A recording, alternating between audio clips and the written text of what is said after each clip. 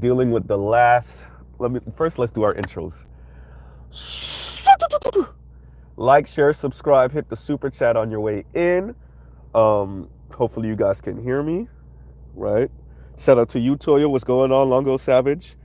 Um, Toya, I just saw your comment correcting me about what he had a soul actually his actual name title. So I've been mispronouncing it for the longest now. Thank you for that. Um, I was watching one of my replays and I actually got a chance to read the comments and I saw yours. Um, so I'm still dealing with the last remnants of this cold. So yeah, excuse me if I cough or I sneeze or if my voice sounds a little off, which I'm almost certain it still kind of does. And if you hear that going on, my apologies. So there's definitely gonna be a better produced part two of this. Now I know Mr. Z, you said a million different part twos that you got to do. I know. This one though, I'm going to purchase a voice recorder later on today. Like literally, like when the store that I want to go get it from opens, I'm gonna go purchase one because there's certain parts that I want to play that I want you guys to hear. But this is just me kind of loosely talking about this now, right? And I will try to find a way for you guys to hear what I want to say, or what I want for the message to be conveyed, is what I'm saying. Okay, what am I talking about today? It was all a setup. We talking about neoliberalism again, Mr. Z. How often are you gonna talk about this goddamn thing? As often as I think it's necessary. And like I said, there's going to be a part two to this, so there's going to be another one of these talks about this particular economic structure and what it's brought about. So doing my little research, um, reading things, watching things, everything from the Walter Lippmann colloquium to Frederick Hayek and Milton Friedman and Wilhelm, was it Robke, and kind of the economic order that they saw well, not really Milton Friedman, but he came a little bit later, but pre World War Two, and then post World War Two, and what they implemented. And give me a second, everyone. Give me a second.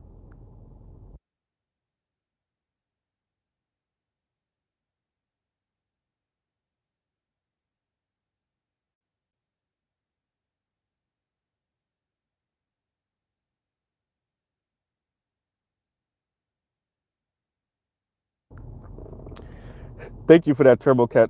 TurboCat said, "Mr. Z, you need a few days off to fully recover." You know what? You sounded like my girlfriend. And my mom. Yes, I know. Yeah, the schedule is definitely not helping with the recovery. My schedule definitely isn't. Um, I know. Yeah, it's one of those things where what you're doing is not exactly the healthiest, but you're doing it anyway. I know. But so you know, yeah, so watching these things, listening to these things, deep diving in documentaries, looking up names. Um, Frederick Hayek lived for a very long time. He lived to be like 93. Goddamn, right?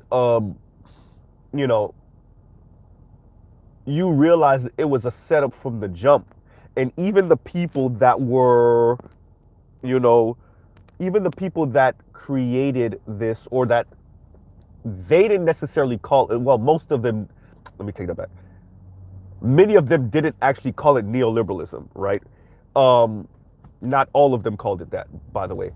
But their fear of communism, their fear of kind of left leaning movements going too far, they upended the Keynesian model of capitalism. And by the time you get into the 1980s, you get this real push for neoliberalism. Um, and you get the students of Hayek who push this, right? And this is where Milton Friedman and the Chicago Boys come in, right? So, and this is how you get Chile and what happened with them economically. Um, it's a lot. It's a lot. It's the more you deep dive into this, the more you realize, like I said, it was a setup from the start. And obviously, wealthy people jump behind this a million. Now, what all it while you hear me speaking, please think black people. In the back of your mind, I always need you to think black people. How does it affect black people? How does this affect black people? How does this affect black people, right? Black people as a group, black individuals, right?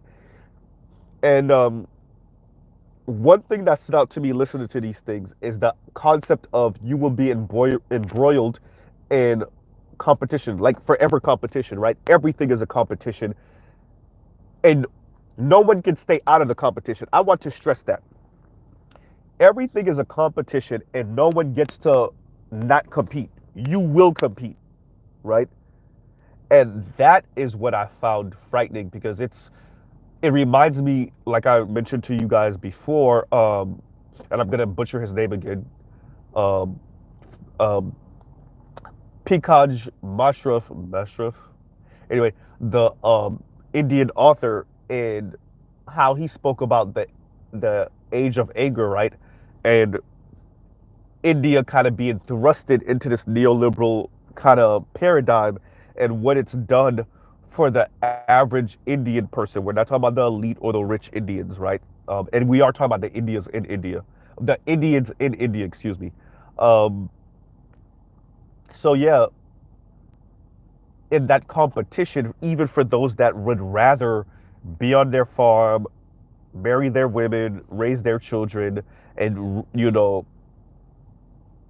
grow subsistence crops, right? And like, and maybe do a little bit of trading, but they would much rather not engage in kind of this fight to the death competition that's going on in the major cities in India, right? So it's the embroiled in forever competition.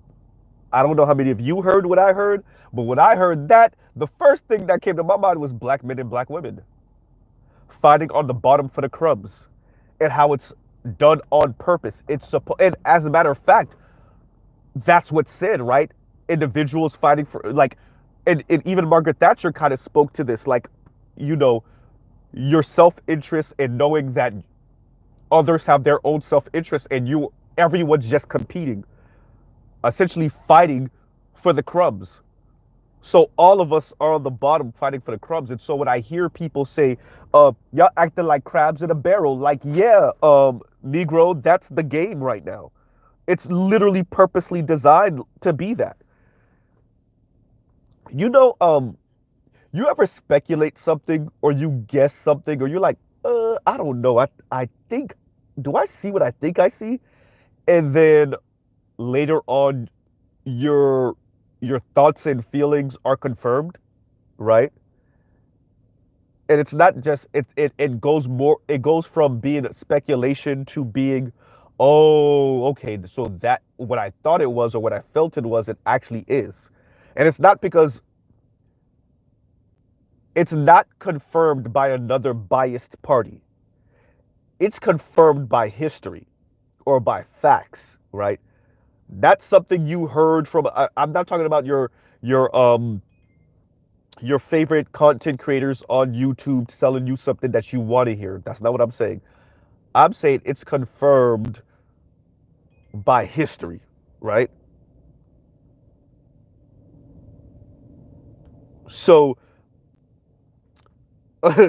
Trail Bentley said red dot, not feathers. Not feather. East Indians, yes, Trail Bentley. I'm talking about the East Indians, yes. And when I was mentioning Pikash Mashraf, I'm always gonna butcher his name. I'm sorry. But the author of Age of Anger.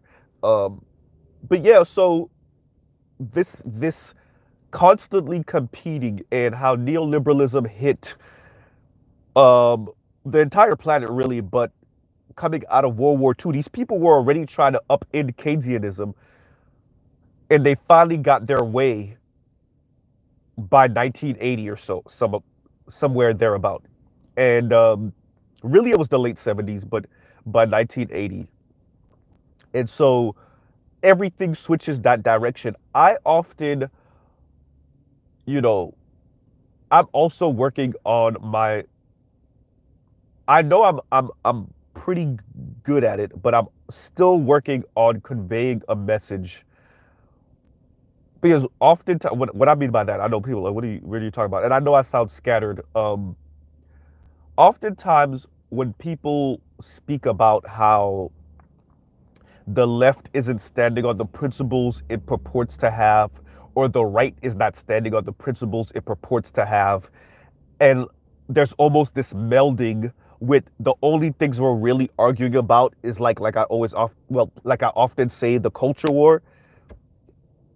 Many of you have heard me mention neoliberalism on my channel, on different other people's channels and platforms, because I think the one thing the elite are unified in is the market-based understanding of just about everything, where nothing is sacred, everything has a dollar value, and if it doesn't, it should. And that cheapens everything, excuse me, including, let me say that again, that cheapens everything, including humanity, right?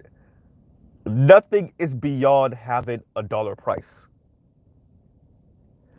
And when everything is subject to an economic understanding, where do you think that puts black people inherently from the jump? Especially seeing where black people, particularly in the West, their history, right?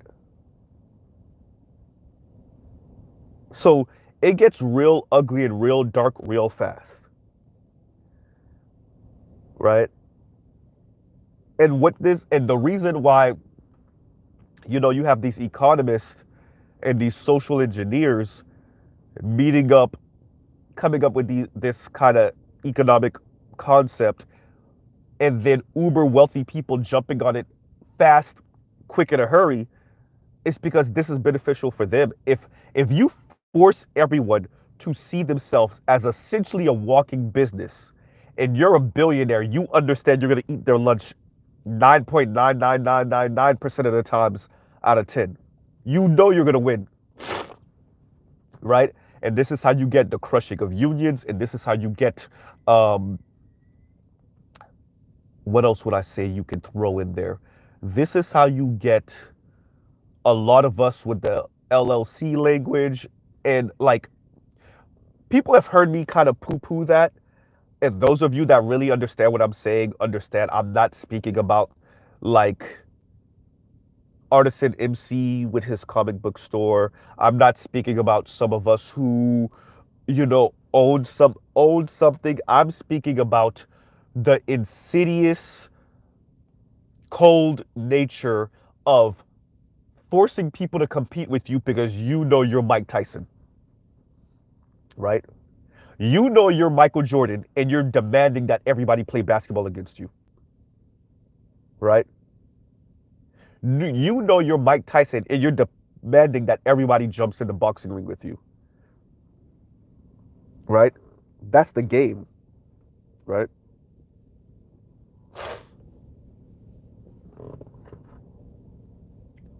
And it's more than insidious. There's another word I'm looking for also with this. Um, but yeah, and so we're stuck in this place with this concept, right? Where everything moves for the sake of the market, right? Everything has a market. And so every everything else starts to make sense. It starts to make sense who's getting married and who's staying married now, right? It's starting to get sense that the uber wealthy through BlackRock and whatnot are buying all the houses and slowly turning us back into this like lord and gentry and class of people, right? All of this starts to make sense now, right? It starts to make who's think about it. Okay, You make 80, 90 grand a year.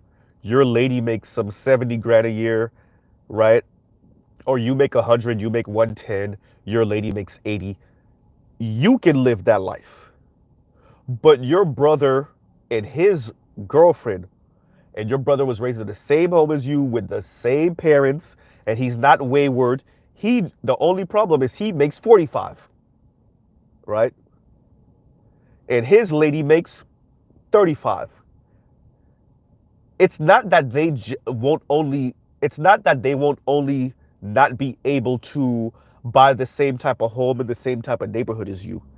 It's that they have literally been priced out of what it means to be a basic American now, because that is the economic structure we're living. You get to enjoy that. Let's say your older brother, who earns even more than you and his wife earns even more than your wife, they definitely get to play that game, right? All of you are raised in the same home, 3 boys. All of you are married. All of you are contributing to this society. All of you are paying your taxes. But your younger brother just doesn't get to, not only does he not get to live an opulent life, he's not even asking for that. He's asking to live a basic, regular, normal life, and he can't even live that because that's the game. When you put a price tag on everything, right? The game is that, once again, the price tag is on everything. It's not just on physical, tangible products that you can touch. It's also on your concept. So price of marriage goes up, right? Divorce becomes more likely. That's for the people that got married in the first place. Eventually, divorce becomes less likely because the people that can't afford to get married so that they would get divorced don't get married in the first place. You know, I was checking out a bit of shout out to the brother Angry Man. I was checking out a bit of his stream. Um, I forgot the title of it. It has Glorilla on the cover. I forgot the title of it. Anyone that saw it could tell me. Um, and he was speaking about young people, and he was speaking about Xers, and he was speaking about young people in this kind of sense of arrested development. And what he was saying, that I thought to myself, something that I've said, and some of you might have heard me say it, something that I've said to Black Uru, to BGS, to the Roger Report. Although the Roger Report kind of understand where I'm going because some of his age group got hit with this too. Um, and any millennial or younger Xer, or even older Xers and boomers that are listening who were paying attention could tell me if I'm wrong. Millennials and Gen Z were not raised that you enter adulthood with wife and child in tow. Millennials and Gen Z were raised that wife and children are at the finish line. So for any of the women that's listening in, my apologies, your spouse, right? For ladies that's listening, it would be your husband. That's at the finish line. So you get done adulting first. You get all your ducks in a row. So that's you get into whatever trade field. So you go and become an apprentice with whoever or however. You get done with the trade field. You get established in the trade field, right? You start making your real money, and now you have graduated to the level of seeking a wife and then having children, right? Whereas for older Xers, for boomers, silent generation going backwards, that's something you did walking into adulthood, right?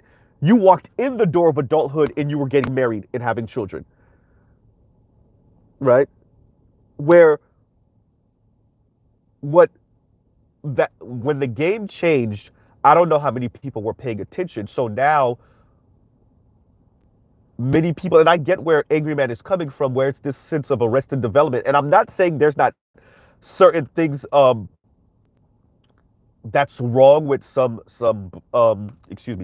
younger Xers, millennials, Generation Z that's causing this, right? So I'm not saying there isn't a sense of arrested development and immaturity there. But there is a systemic issue where we pretty much said, no, you get established first, right? And even the women have been, that's why you hear more and more no struggle love. Yeah, you hear black women saying that, but they're not the only ones that subscribe to that. What it really is you need to be established first before you can do any of these things. And we've actually heard some of this language come from some of the brothers in this space also. And it's understandable because the environment is risk averse, right? The environment will crush you if you take the wrong risk, especially the wrong risk at the wrong time, right? And that has caused some of your young people to be risk averse, excuse me. And that's understandable. And I'm tying all of that into an economic model that says it's open war every day with everyone. You're competing against everyone, with your children, with your wife, with your brother, with your sister, with your mother, with your father, with your co-workers, with your employers, right? With the people on the street in traffic. It's open competition all the time. And these people thought that would elevate society. And what it's really done is, like Pinkosh was saying, is brought about the age of anger. Not just for the losers, by the way, but even for the winners. Because now they got to keep on protecting their property and what they've won, even if it was ill-gotten gains, or whether even if it wasn't ill-gotten. Because tomorrow brings about a competition again, right? And give me a second, y'all. Let me blow my nose again. Give me a second. Y'all talk amongst yourselves.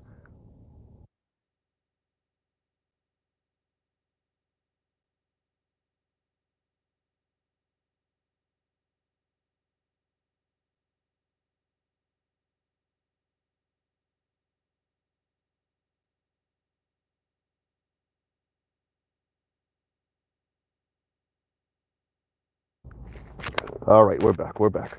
But yeah, so as I'm listening to these things, I've been listening to them. Well, I'm a documentary head. I listen to lectures. I listen to people's video essays all the time. And so as you're listening to these things, you realize how much of these things are how they actually function on people, right? So not just when it's an economic theory floating in the air. No, when people actually interact with this, what does it bring about, right? When you put a market-based value. And so now some of the divestors start to make a bit more sense. And so I'm correct when I call them neoliberal.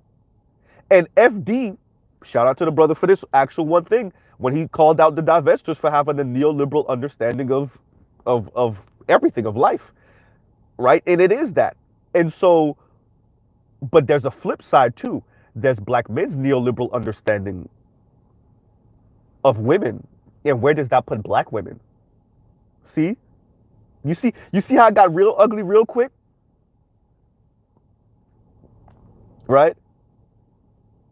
If there's a marketplace value on everything and everyone, and black people largely are on the socioeconomic bottom in the West, particularly in America when we're speaking about America, right? Where does that put our understanding of where does that put black men's if you're purely basing it off of market value, right? Where does that put how black women see black men, and where does that put where black men see black women, right?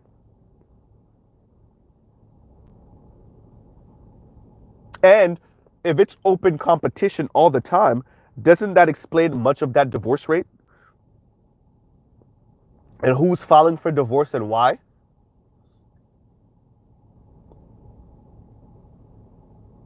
And that definitely explains a man losing his job and how within a year or so, he's already divorced. She already left him. You no longer serve her in the market. She needs to go find another one. Now, how many people, something I realized, with my years of having conversations, you know, in early college years, I, I was somewhat lucky when it came to women and girls. But I said women and girls, women. I forgot we're 18 plus. Um, but on the flip side, I did talk myself out of some vagina. Why? Because while the rest of you were ignoring some of the foolishness some of these women were saying, I actually had a conversation. And when they would speak out of their ass or say something that I knew was wrong, I would actually say it. And so I would completely destroy my opportunity with them, right? Where's Mr. Z going with this? With years of these conversations and these debates, you realized how that market understanding of everything, how it affected the dating scene. And you saw that struggle love before it even became a term.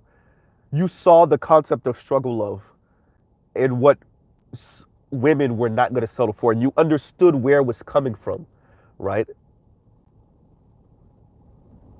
And you understood what that meant in the long run, especially for those of us whose parents were still married.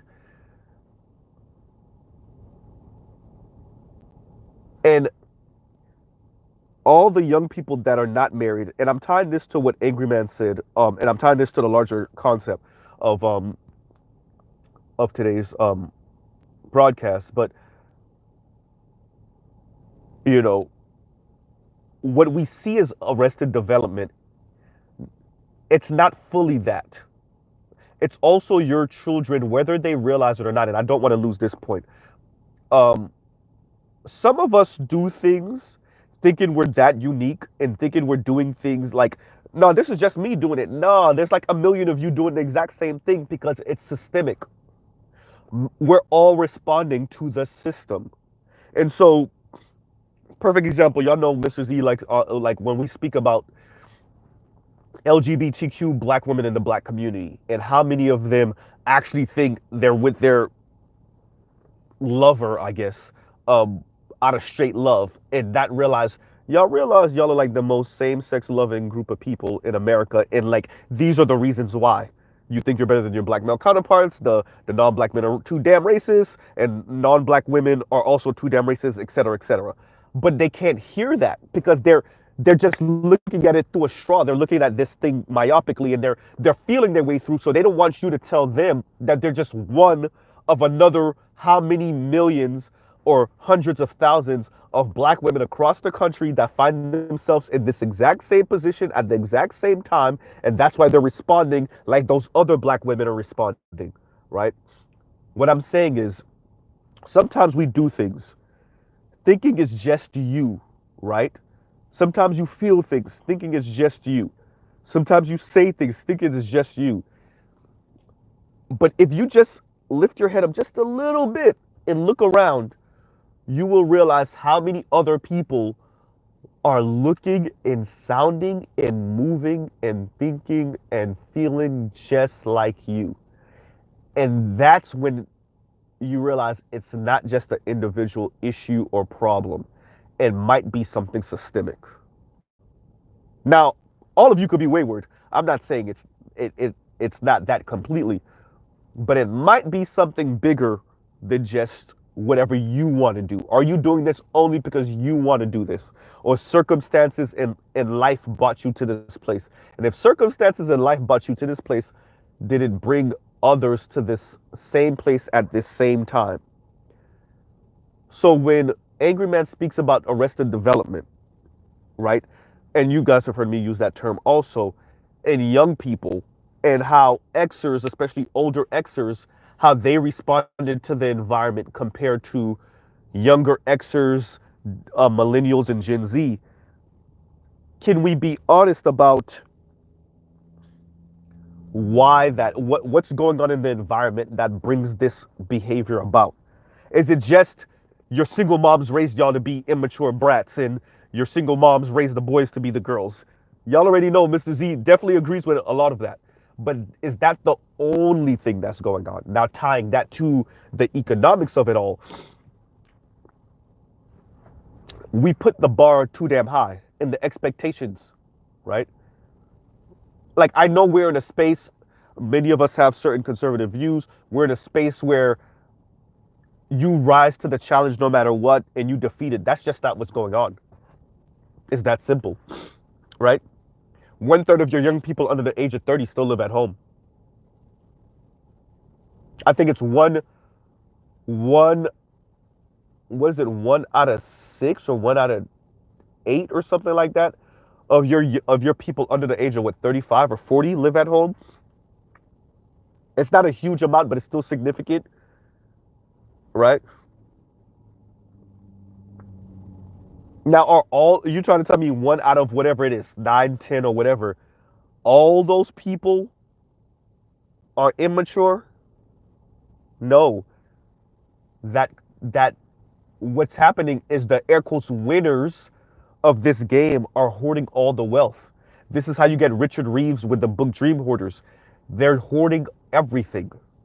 The wealth, the dreams, the opportunities, the access, and then what ends up happening is this is okay, so when Tone Talks and Yvette speak about the legacy, the legacy of slavery coming to bite, the legacy of slavery and Jim Crow coming to bite people in the rear end, even the people that are now like some 4, 5 generations, 6 generations out of slavery, right? 7 generations out of slavery. The reason why what they're saying is the compounded interest, just like you have positive compounded interest, the negative compounded interest of never addressing these people's problems are now going to bite their descendants, which is our generation. I know I'm not ADOS, but y'all know what I'm saying. Our generation in the rear end, right? And like, you can't hit those people with enough respectability to fix that. And the reason why I'm tying all of this to this conversation about economics and neoliberalism is because we stripped the humanity out. There is the bar to garner some type of sympathy and the bar to shame people is damn near impossible now, right? So that Martin Luther King marching and shaming white people by not, this is where nonviolence comes in, right? Like, this is, we're not responding violently, and look at him spraying us with water hoses and sticking German shepherds on us and beating us with these nightsticks, right? Would that work the same now when the bar is so much higher, right? Because of our economic understanding of everything, right?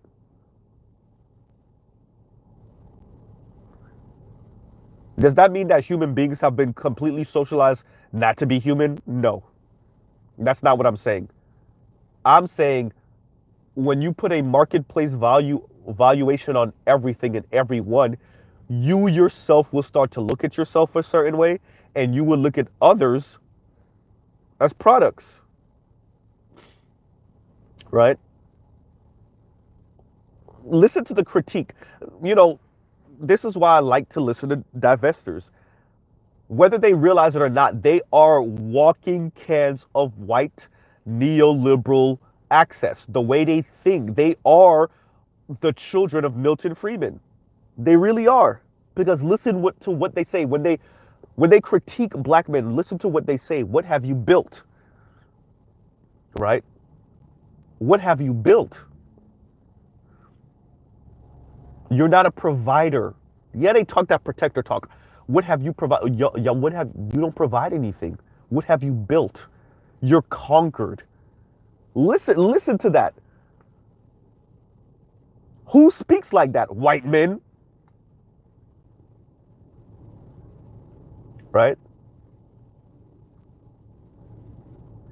Even listen to, you're the one who wanted to integrate. Isn't that what Real Talk with Yanni said? This is what you wanted. Y'all don't hear a white racist man say that? You wanted to integrate with us. Fine then. Watch this. A neoliberal assessment of men and masculinity will have you saying things like that, right? A market-based valuation. In other words, you made us merge with this other group of people, and now we're even worse off to a certain extent. Maybe some of our material life is better, right? But now I gotta look at this white chick every day in her face and know that she's in a better position in life than me. And maybe 70 years ago, if I wasn't a domestic and I didn't live in a major city, I wouldn't have to see her every day. And I wouldn't have to be reminded every day how much better her life is than me. But because you wanted to integrate, now I'm here. It is a neoliberal understanding of everything. This is now tying that to Cashapp MrZBlackneffect and his age of anger. This is where you get the age of anger and the resentment.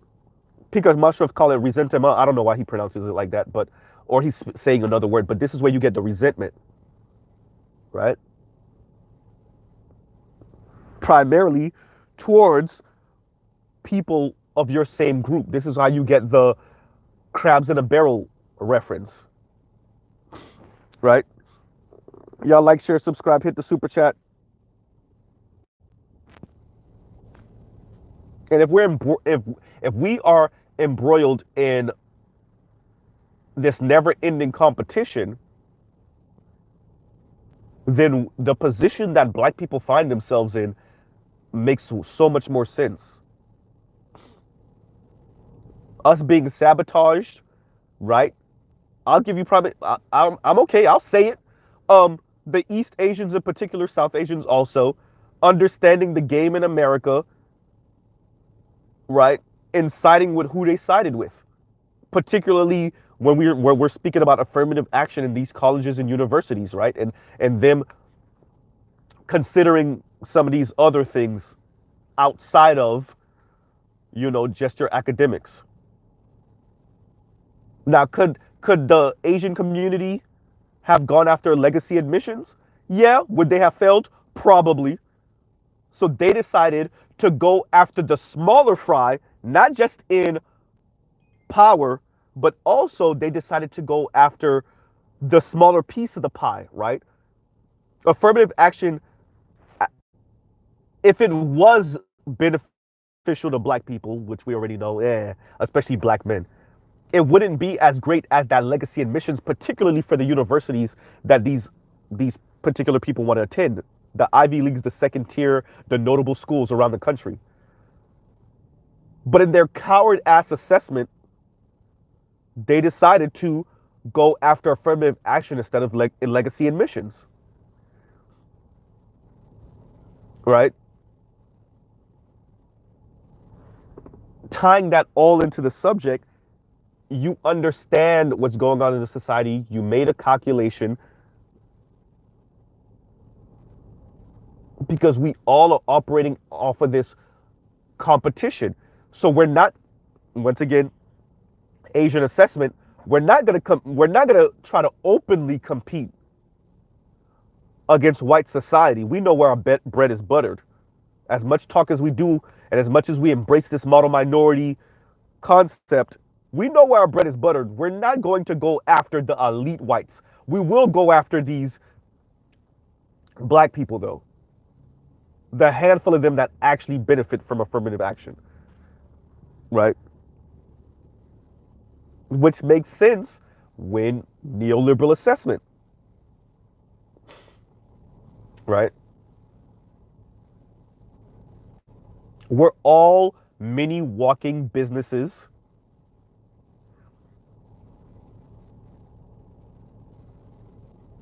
And so, once again, passport bros make a whole lot more sense now. SYSBM make a whole lot more sense now. The divestors make a whole lot more sense now. Right? Now we have educated, highly educated black men and black women all over the black community. Right? We have How many black people putting out video essays with hundreds of thousands of subscribers? Khadijah has hundreds of thousands of subscribers. Chrissy, Kim from Fort Harriet, name them. T Noir, name them. Tens of thousands, if not hundreds of thousands. And they'll critique everything. They'll critique pop culture. They will critique a bunch of different things. Critique men endlessly, of course, black men particularly. Like I said, pop culture, all of that. But how many of them ever speak about how this one understanding of economics affects everything? First of all, how many of them even know? And then those of them that know, how many of them are willing to risk the viewership to cover this? I'm going to dedicate a better stream to this. Again, I'm speaking to you guys about it now, but I want to pin it down with a bit more concrete language. So I'm gonna go get a voice recorder, and I'm gonna pin this conversation down with better points later on, right?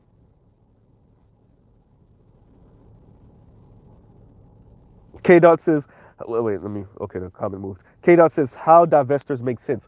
It makes sense if you're only looking at men and masculinity through a neoliberal lens, and you're not looking at the individual. They're looking at the race, right? So they're looking at the race of white men and saying they're better. It's just a better product. Their ice is colder, right? They don't think about the class structure within the white race and that they're most likely not going to get the elite Jeff Bezos of the world or Elon Musk, right? They're just looking at white man. They don't see the Billy Bob in the trailer park. They don't see the Tom that is the manager of some place, but he only makes 45, 50 grand a year, even though he's the manager. They don't see that. They don't see the similar type of thing that happens to some black people where we get the title, but we don't got the money. They don't see that. They don't see those white men. They're only hyper focused on the elite white men. They think that's just white men, and then their neoliberal assessment of men and masculinity says white better, ice colder, right?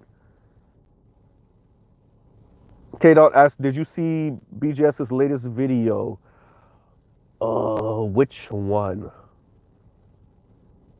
Right? Maybe not. maybe not. Right?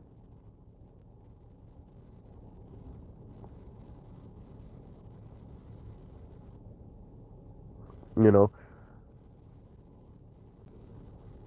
So the reason why I brought this to you guys this morning is I want us to assess how we look at things, what lens we're viewing all of this from, right?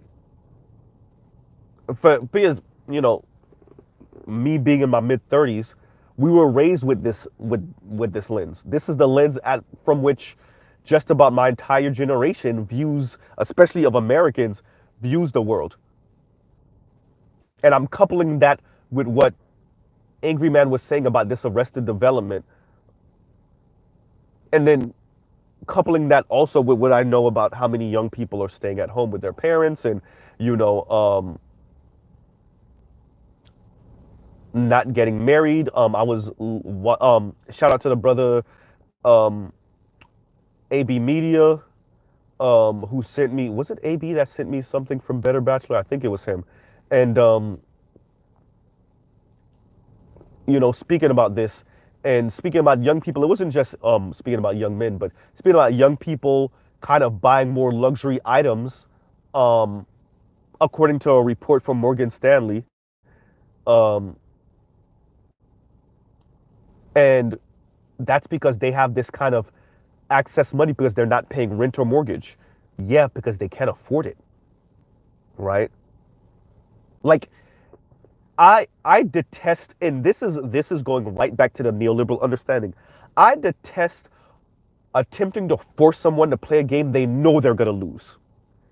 Now you could go, oh, you have low self-esteem, you don't believe in yourself, blah, blah, blah. No, cut the crap. You're trying to force someone to play a game they know they're going to lose. Now, you could chastise them all you want. Now, if you're their parent or if you're their aunt and uncle, that's your right, right? If you're their family member. But random people trying to chastise someone for not playing a game they know they're going to lose is crap. So these young people said, screw it.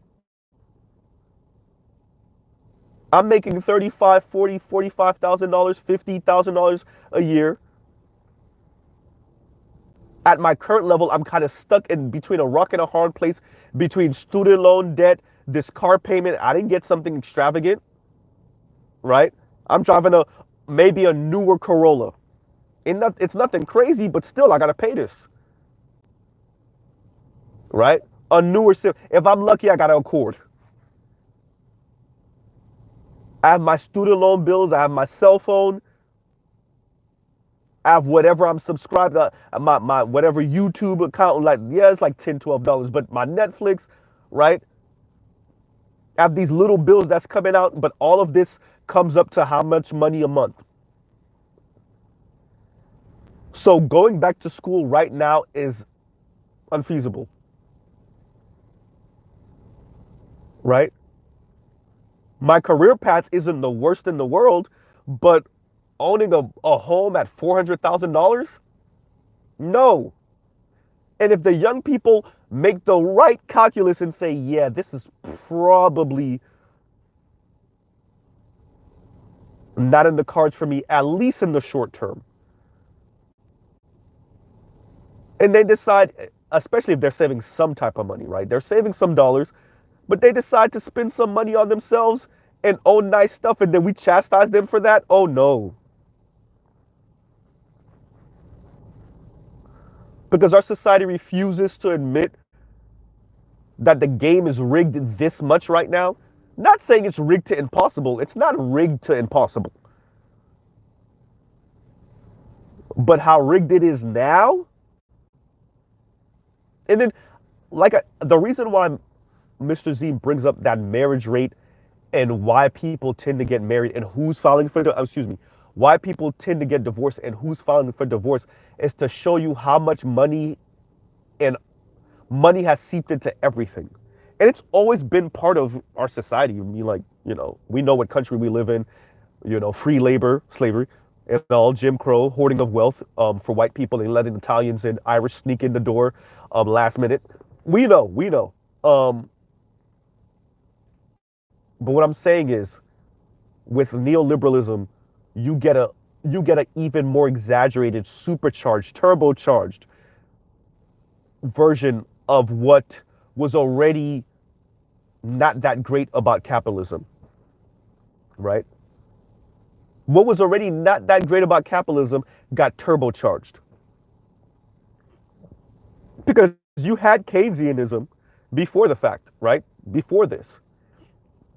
And it wasn't that great, but it wasn't that bad either.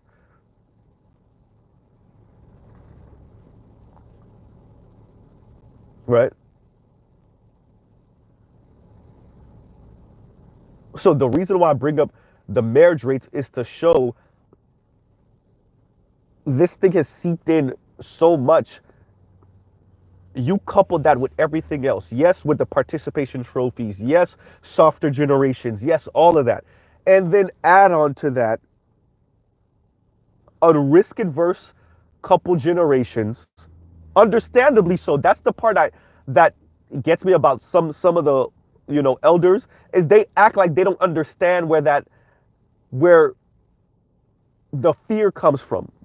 Why so many young people are risk averse, right? Especially the young men. We watch y'all get destroyed in divorce. That's why. You trying to tell us to get married anyway? Right? We watched y'all lose homes left and right in the '08 housing recession. You trying to tell us to buy a house anyway that we can't afford? Right? We watched your jobs lay y'all off left and right with the .com bubble burst. with the housing recession. You trying to tell us to invest, to try to invest 15, 20, 30 years at particular companies and jobs, right?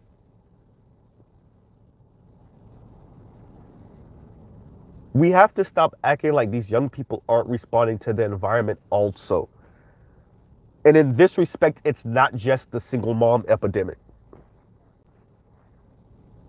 right?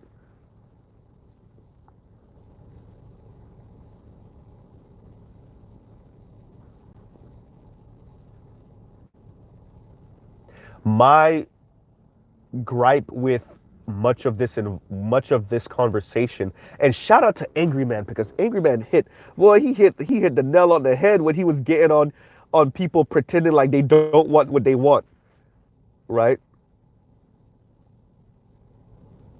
I love that he said that. Like, let's stop acting like y'all don't care about the women or relationships when much of y'all are here because of relation. Like, look how much of the black online space is dedicated to talking about sex, relationships, intimacy, the lack of sex, the lack of relationships, the lack of intimacy, black men not acting right, black women not acting right. I'm gonna go do better somewhere else with someone else. But yet you got a whole bunch of people acting like, oh, I don't care about that. Okay, right? Shout out to Angry Man for just calling that out.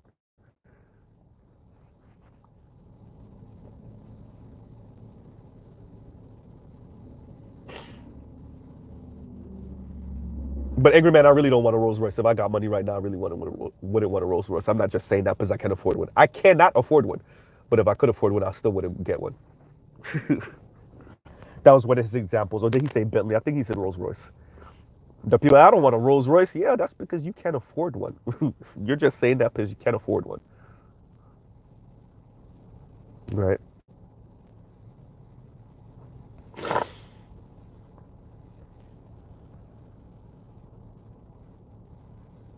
And so, this subject matter right now, I know this is not one of those, super, I don't really got to get too animated about it. The algorithm's not going to really recommend this one because it's not one of those black women ain't ish videos, you know. Um, and like I said, even with that, even with me knowing, I'm still going to do a more in-depth part two of this. Stay tuned because it's needed. Yeah. K. Dot said she loves the white man with her colonized mind and her colonized heart. Hysterical, right?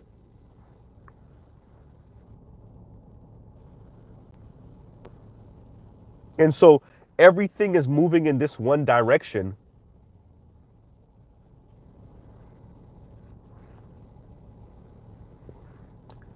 right? And it does affect your literally your entire day.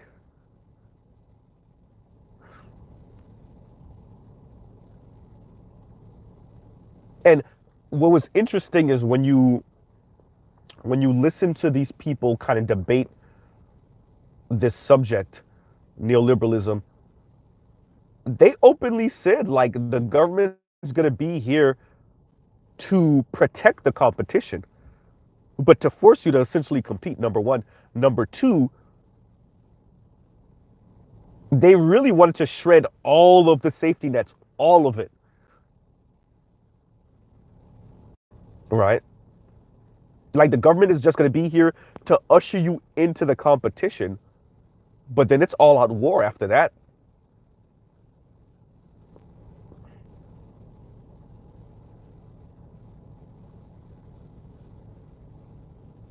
And the government doesn't interfere with the competition. Now, y'all remember, economics is a social science. I know we see the numbers and we think it's a hard science because we see numbers. We see the math portion of economics. No, economics is a social science, which means this brand, right, of capitalism, this neoliberal brand, This is not set in stone, right?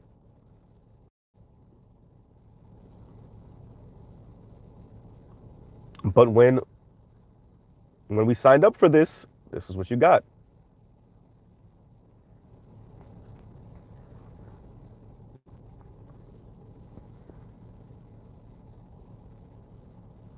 And for those of us who didn't sign up for it, but we were kicked into it, born into it, or raised into it for the Xers, this is where we are now. And so much more rap music makes a whole lot more sense now, doesn't it?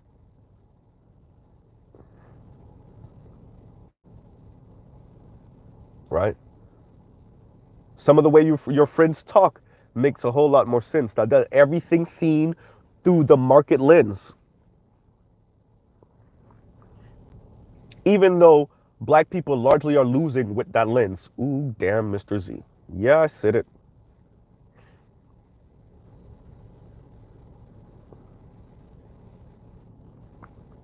What does that mean?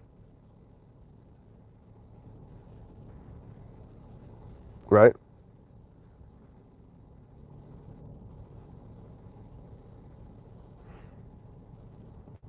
Like, share, subscribe, hit the super chat. And I hear, you know, I'm a YouTube junkie. I'm all over this.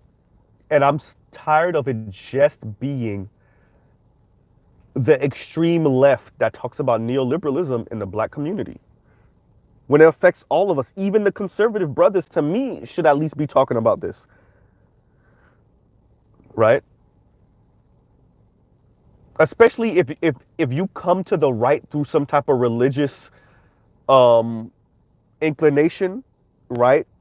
Or some type of traditionalism, and you're not speaking about this economics because the big tent of the right has put the freaking elite uber wealthy racist white dudes in the same tent with the religious right, right? Or under the same tent as the religious right, so y'all pretend like y'all don't see all the shicey stuff they doing over there, and y'all definitely don't critique it, then fine.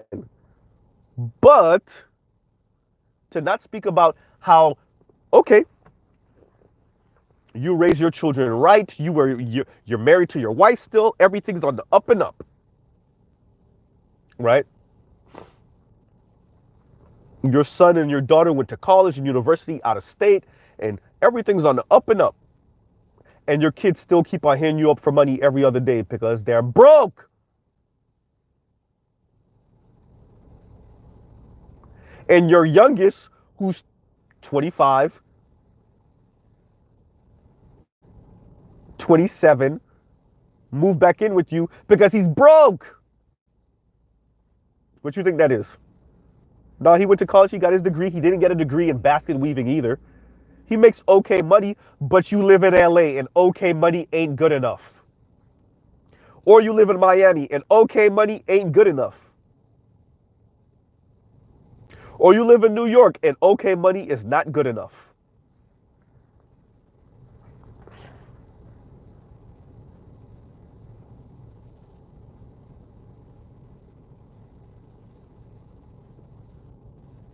Right?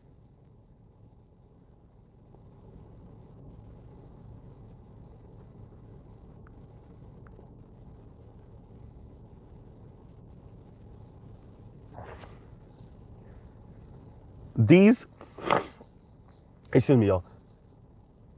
All of this has an effect on everything I mentioned, does have an effect on what we're living, how we live in. And like I was saying, and I went off on a tangent, but I definitely had to stress this part. I'm tired of it being those of us that people see as extreme left being the ones to talk about this and critique it. Right? And then the fallout. You know, one time I said something on someone's channel, and one of the brothers that I often disagree with on this type of thing said something like none of this, like essentially he was saying like none of these things are perfect, right? And I agreed with him, and yeah, none of these things are perfect. But if we live in a particular system, particular society that decided that these are the rules of the game and this is what we're going to live under, then I get to critique that and I get to speak about the shortcomings of that and point out what the shortcomings are doing to your society, to the society I belong to and you belong to and you live in and I live in, right?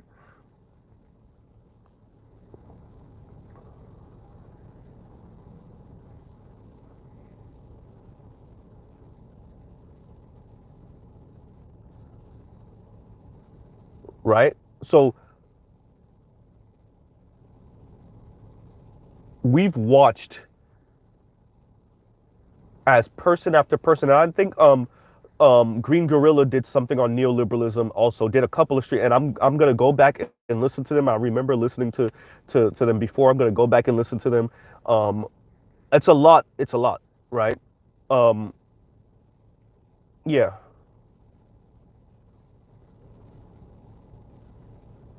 because you know, black people being in the position that think about this. So black people get much of the civil rights laws coming in leave well pretty much everything was starting to get sewn up. We're talking about on paper people. Pretty much everything was starting to get sewn up by the late 60s, early 70s, right? And not even a whole decade later you get neoliberalism coming into effect in the late 70s, early 80s, right? Which is like this continuously happens. So as you're getting your civil rights,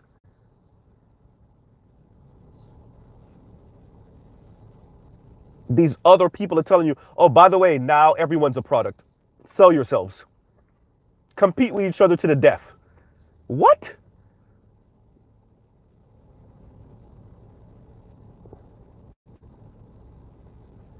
Right?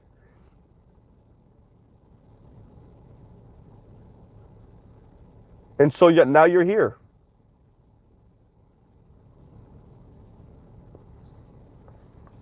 right?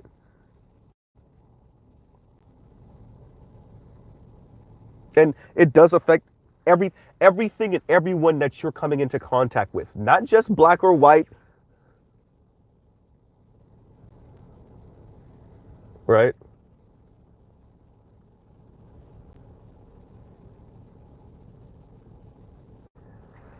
Y'all give me a second.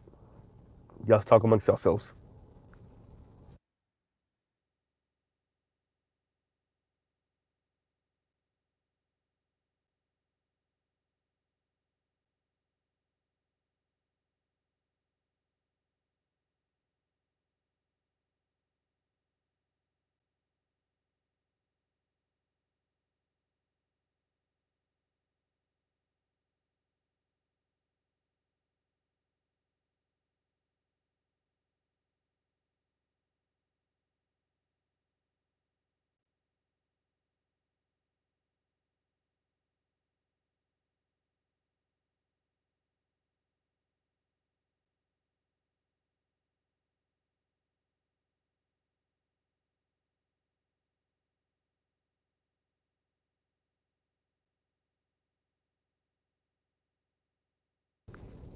And I'm back.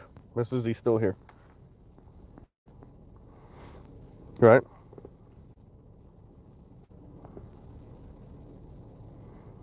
Kareen says, happy the next one will be hosted by the North American Black.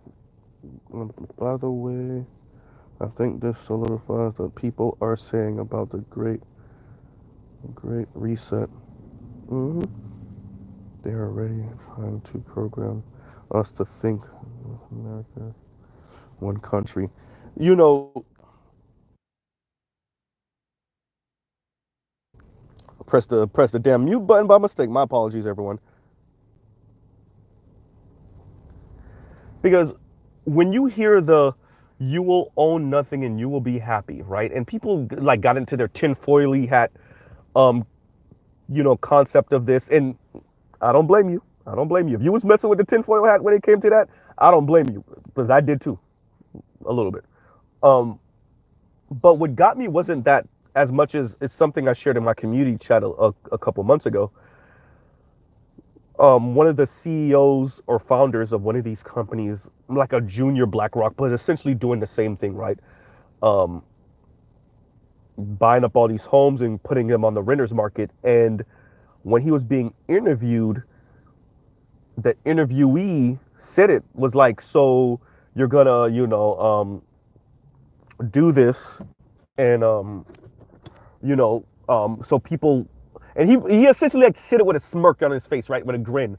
Oh, so he was like, people are gonna be able to rent their dream. So the American dream can now be up for rent. Is essentially what him and what the lady, with the interviewer and the interviewee came to the conclusion of, and they pretty much said it, which is like you're gonna be able to rent the American dream because you won't be able to own it because you can't afford it, right?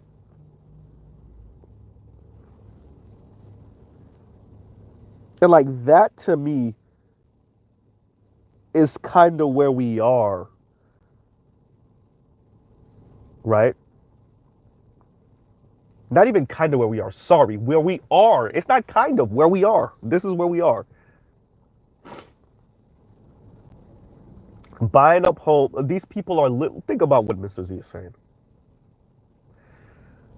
These people are buying up homes, which is causing the price of homes to go up because they're not coming back on the market.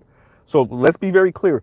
The BlackRocks of the world are buying up homes, which is artificially inflating homes. So this is like the beers and the diamonds. We're gonna hoard all the diamonds over here, which artificially inflates the price of diamonds because it makes it look like diamonds are more rare than they actually are.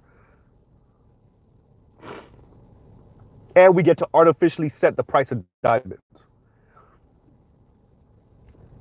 Exactly what they're doing with the homes right now. And we get to make money off the back end, off of the renters market, because you'll never own the home, right? So in 20 years when you pass, in 30 years when you pass, you're not passing this house down to your children. You rent it for 20 years. And so when you pass or when you can't afford it anymore, and think about it, that's even worse. You know, sometimes when these people can't afford the home anymore, they try to flip it or they get whatever equity, they sell it and get whatever equity and downsize or whatever. They get whatever they bought the house at 200. They're tired of paying it off. Their children done moved out or they just can't afford it anymore, whatever. The house is now worth 300, 350. They figure it out and they give the bank whatever money and they get the whatever money left over. When you're renting, you don't get none of that. Nothing. So you were paying 15, 18, 2,000, 2,200, 2,500, $3,000 on a house you never, there's nothing. When you leave, it's just that. You just left. When you move out, you just moved out. Nothing.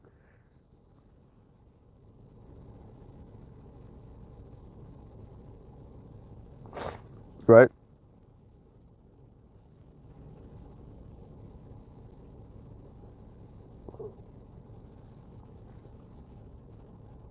And we letting these people squeeze us more and more. And a lot of this, well, let me shift some of the blame here. I blame a whole lot of white people for this one. I know there's a whole lot of white people. Wait a minute, we're innocent. Yeah, no, no, you're not. See, your parents and your grandparents thought this was cute because they thought this was a really good way to snipe at black people, right?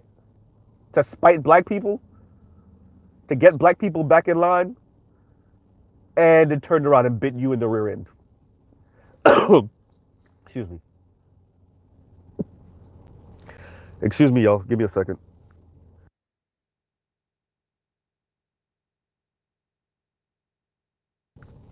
And we're back, right? Had to cough up a storm just now. Um, It reminds me, we bring this up all the time, the air traffic controllers union, right? And how many people thought that was cool, and they were laughing it up. Haha, these people think they're better than us, and haha, Reagan got them in line. Yeah, go to work or get fired. Ha ha ha ha ha. And now you're not unionized, and you live in a right to work state. In other words, your boss thinks that your shoelaces don't look the right way, you're fired. No explanation needed. Bye. But your parents and grandparents thought what Reagan did with the air traffic controllers was cool. You see how that works?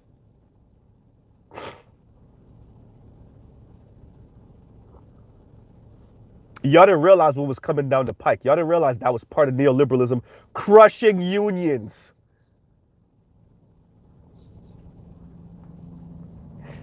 I always bring this up for a reason. You know, community, and this is another reason. I really do think, no, the black, for many of our Hotep brothers are absolutely positively right when they say the black community is under attack. Don't ever think they're wrong about that. Don't ever think they're right. They're 100% right. Because these people don't want you to have a communal mindset on anything. They want you to be a hyper individualistic, because it's easy for them to defeat you that way. It's easy for them to subject you to their fucking BS rules and understanding of economics that way, right?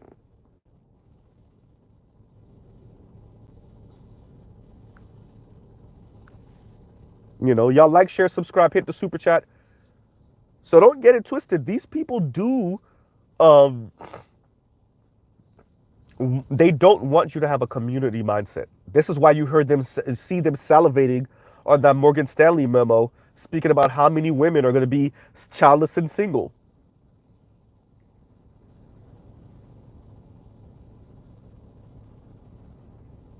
Right?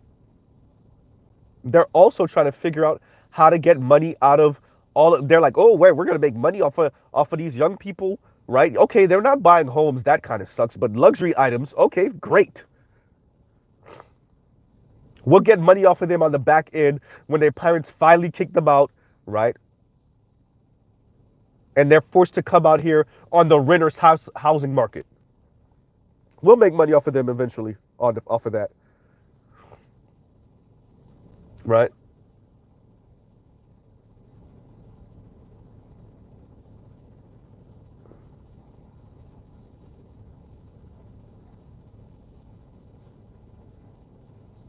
So open competition, and plus open competition all the time. That's how you kind of get where we are now too.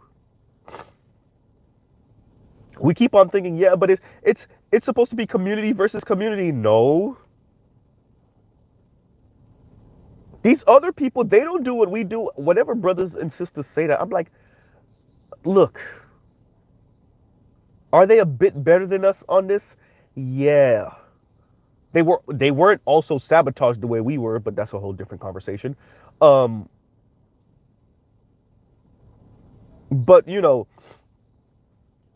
growing up in South Florida, you realize that these people don't really like each other neither. They're not friends. They're not even allies. You just don't know it. It's like the grass is always greener on the other side concept. You just don't know it because you're not privy. You don't actually talk to like these people and see how much they don't. Inter-ethnic, intercultural disputes, nationality disputes between the Cubans and the Puerto Ricans, it's real. Y'all don't know it's real. It's real. Down here in South Florida, the Cubans were going to war with each other over Donald Trump. They were fist fighting each other. Cousins were fist fighting each other at Thanksgiving dinner in the Cuban community over Donald Trump. Y'all don't know that. Right? The Latino chapter, the Latinos, part of the Proud Boys down here in South Florida, did a hostile takeover of a lot of Republican groups and affiliations down here in South Florida. Y'all don't know, like it's real, right? So the open competition is real. The neoliberal open everything's a competition. It's real, but you know what makes what makes the black community in particular interesting is that we talk community. We This concept is like it's this is where it's actually a good thing, right? But don't get it twisted. Y'all forgot what's it, Adam Lanza? That was the one up there in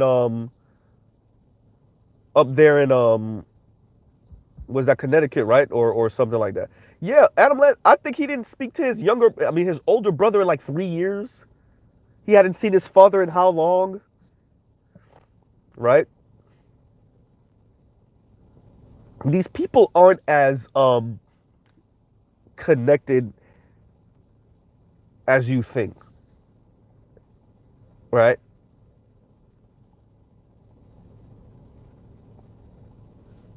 What's the it's a show I catch every once in a while coming out of Canada. It's their version of PBS.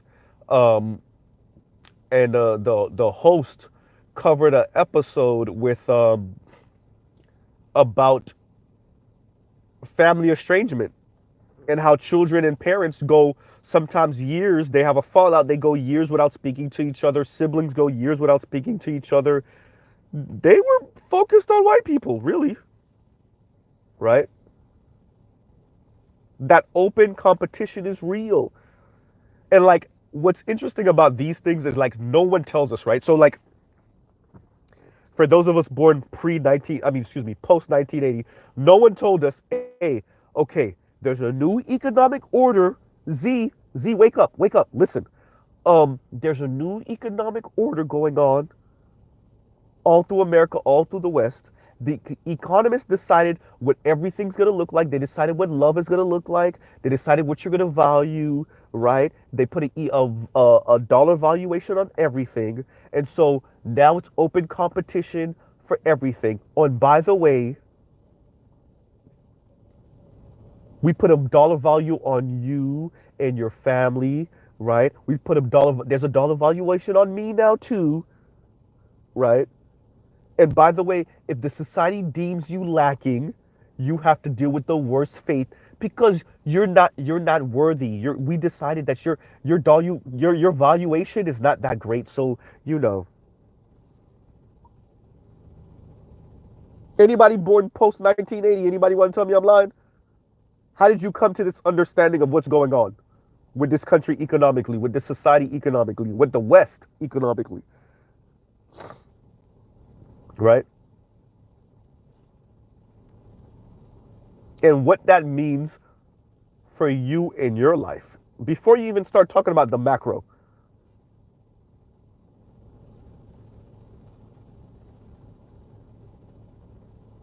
And then for all the ladies, y'all tell me how many content creators, black women content creators, are talking about this by name. I mean, calling neoliberalism out by name, speaking about what's going on in this environment by name. I want y'all to know I'm all over YouTube, right? And the YouTubers I watch other YouTubers, and they say their names occasionally, and I go check those channels out, and I go scroll through their lives, and I go scroll through their videos, right? White and black, all these people making video essays. Shout out to them.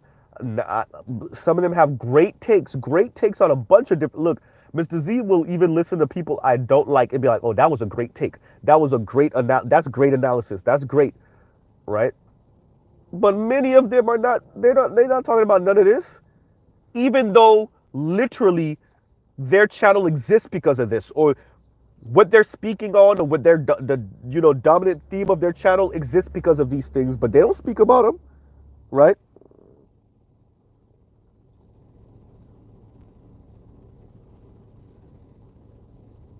Oh, I didn't know that. K Dot said, Mr. Z, it appears that this Asian chick who was bashing Passport Bros created a YouTube channel. Any thoughts on this?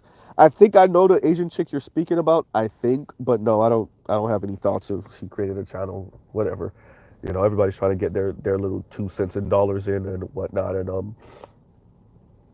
as y'all see, I talk about the sisters. I talk about the brothers. I talk about white folks, and I occasionally talk about what's going on with this country economically and what's going on with the society. But you know, hey, if y'all don't know, let me say this. Um, and y'all remember when I critiqued these social media sites and whatnot, particularly Facebook. Rage stuff gets clicks, y'all.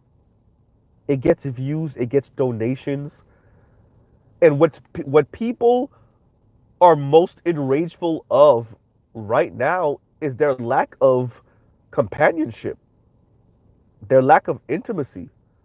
So men and women, particularly black men and black women in this, and this is where Angry Man comes in, and he's 100% correct. They're the most angry because they're lonely as crap. And they can't get the type of man they want or the type of woman they want to act and be the type of way they think those people should be. And so if you create a YouTube channel and that's all you're talking about, bro, you're going to make some real money. You're going to make some real money. Your lives are just going to be, you know, super chat after super chat. Y'all could check out my better produced live streams. What I think I have like a 4 or 5. A few of them were not anything to do with women. Mr. Z's life isn't consumed with women ain't ish. But some of these other people, they found them a lane, and their lane is these dudes ain't ish. And so Asian girl tapping into that and the passport bros, yeah, that's nothing new.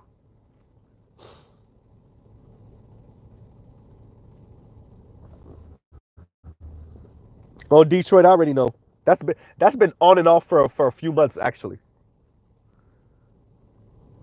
I'm not even gonna read the comment out loud. I'm not. I don't. Yeah, but I know. I know. I know.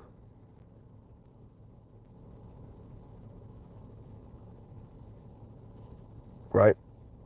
Two weirdos beefing with each other. Whatever. Right.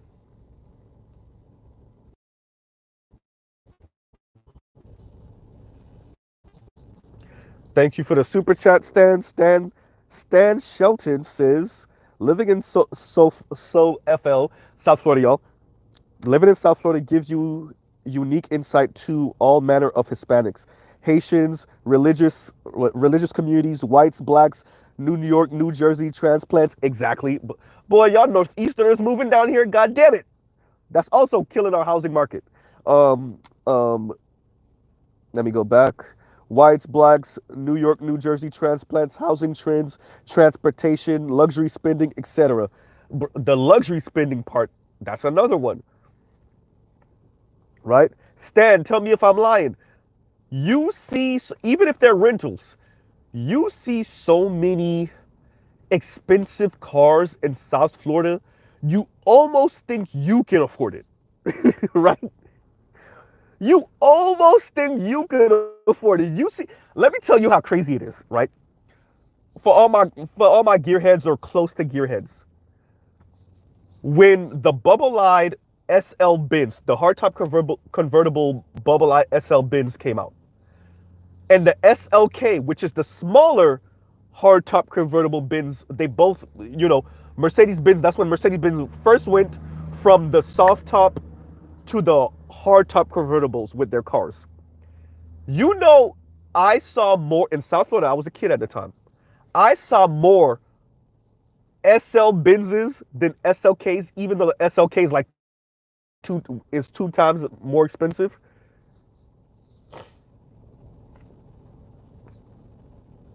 Right? South Florida is that. It really is that place. Now, don't get it twisted. Our median income is just like the rest of the country, some 30 something thousand dollars a year. Motherfuckers don't got money like that, like that. But because of people wanting to rent these expensive cars, people you like the brother was saying, you get the transplants, the snowbirds that come to pretty much Central Florida down during the wintertime. Um, and that's on the east and west coast. They're all over South Florida from about Naples, Tampa, Orlando area, all the way down to the Keys, especially during wintertime. So, but between a lot of those people, between a lot of the vacationers and foreigners that come in throughout the year, the celebrities or near about celebrities, social media content creators, all these people coming down, renting these cars, um, the people that can actually afford to buy them, um, corrupt people from around the world, their children coming here and buying cars. I said it, right? Yeah, the market is crazy, man. And then that also affects our housing market too, by the way. But the car market, shoot. But like the brother was saying, it gives you a unique understanding of different Hispanic and Latino communities, right? Living down here in South Florida, it gives you a different understanding of different black the different black diaspora, right? Which I think you get some of that understanding, of course, in places like New York and New Jersey too. In the Northeast, you get in that Boston area, not all of Massachusetts, but in that Boston area and New York, New Jersey, pretty much the whole state, but definitely the boroughs, definitely the island of Manhattan. Um, in New Jersey, not the whole state, but in certain places in New Jersey, maybe somewhat of that DC area, you get an understanding of the different blacks in the diaspora because of where they move and where they congregate.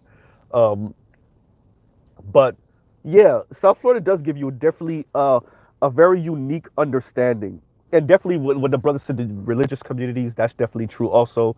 Um, and I think it's underappreciated how diverse South Florida is, right? Um, and really Central Florida and down, but South Florida. Because when I say Central Florida and down, I'm really talking about Orlando, right? Once you go south of Orlando until you get to northern West Palm Beach, it's pretty much no man's land again. Um, but yeah, Orlando and then South Florida, right? But yeah, yeah. Give me a second, you guys. Nose again.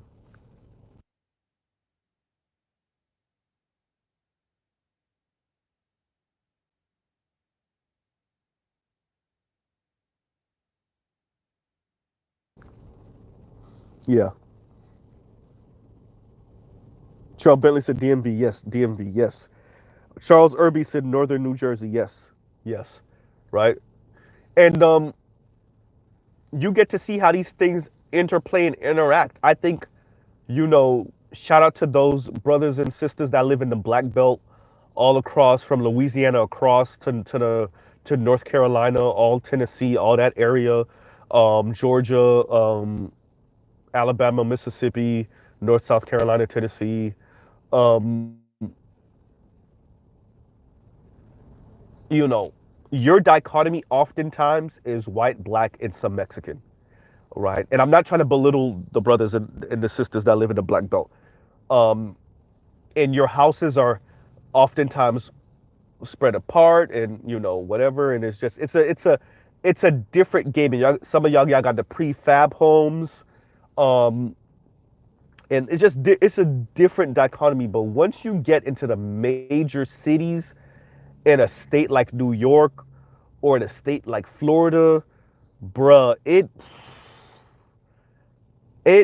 it's a different ball game over here, bro. It's different, Um, and there's a reason why people in these parts are more shrewd. I literally said in these parts, but in these parts, there's a reason why they come off more shrewd to y'all because they gotta be, right? Um, you will get eaten alive in these major cities if you're not about your business, right? Um, Barring if you have like a parent that's kind of covering you even in your adulthood, or like you got lucky and a spouse is kind of shepherding you through, and kind of covering you. But if you don't have a spouse or a parent or relative kind of covering you or shepherding you through in these major cities, you will get eaten alive. All right. New York, of course. New York is the gold standard for that. You, whenever I go to New York, it's like you really don't understand city, like the word city. You don't get it until you go to New York. Now, I haven't been to the West Coast yet. Me and my girl want to plan a trip to LA eventually, but when you think city, until you've been in New York, especially that island of Manhattan, that's whoa, right? But even if you're in Queens, Brooklyn, right, the Bronx, but really like Queens, especially Jamaica, Queens, where all the shops are, um, Queens, Brooklyn, but definitely the island of Manhattan. That goes without saying. Yeah, that Harlem and yeah, just all of that. But really, those three boroughs, man, when you, I'm telling you really don't understand the word city until you go to New York, right? That's when you really get like that's when you really get it. That's when you really get, you know, the traffic, the horrible roads, the no emergency lane, the potholes on the expressway. What the hell, New York?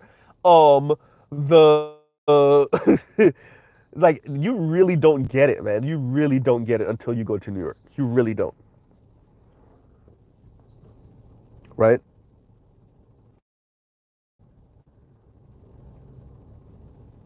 And that you couple that with the rat race and with neoliberal concepts of everything, and you get to where you are now, where you like have young people living in these major cities that might not have had sex for a little while, right? 6 months, a year and a half, 2, 3, 4, 5 years. Once again, it's not about the sex, it's about the intimacy, but still, right? Chicago too. Chicago too. I would put Chicago in there. I'll put LA in there, but I still don't think like they. I still don't think they hold it. I know LA County is just a fucking behemoth. I know that. I know it is, right? And I know the traffic. Everybody talks about LA traffic. I know LA traffic is bumper to bumper. I know, right? But it's something about New York, man. I'm telling y'all. And maybe because that's the one I haven't been to Chi-Town yet, or LA, so maybe that's why I'm just putting New York so far up. That's definitely possible. I'm definitely admitting I could be biased here, but it's something about New York when you go and like you just yeah, and the fact that things are like, in South Florida, because we're a party city, things are open until 6 in the morning, 6:30 in the morning, right? Like for those all of us that remember, even if you're not from South Florida, you heard of Club Mansions, and you remember when Mansions was popping big. Mr. Z got the connect, so I got to be VIP um in Mansions, and we were literally walking out the club at 6:30 in the morning. I'm not joking. What, 6 o'clock? Maybe 6 o'clock in the morning, right? Cheryl Bentley said it's East Coast bias hysterical, right? But yeah, it might be East Coast bias. It might be, right?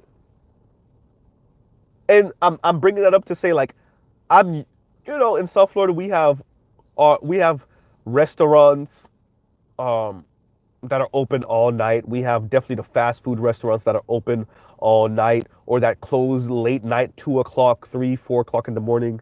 Your standard Wendy's and Taco Bells that close at 2 or 4 o'clock in the morning. So we're used to that. But what I wasn't used to until I went to New York and I got stuck with one of my girls right a hair salon at was and when we were walking out, I'm not kidding. I'm so not kidding, y'all. Y'all gonna think I'm joking. When we were walking out, or just about to walk out, maybe 5 or so minutes before we walked out, a lady walked in. I said 2 o'clock, y'all.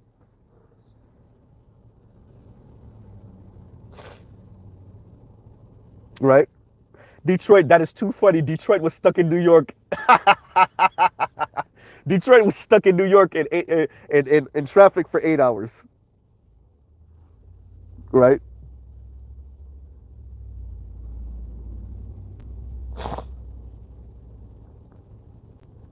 Wow.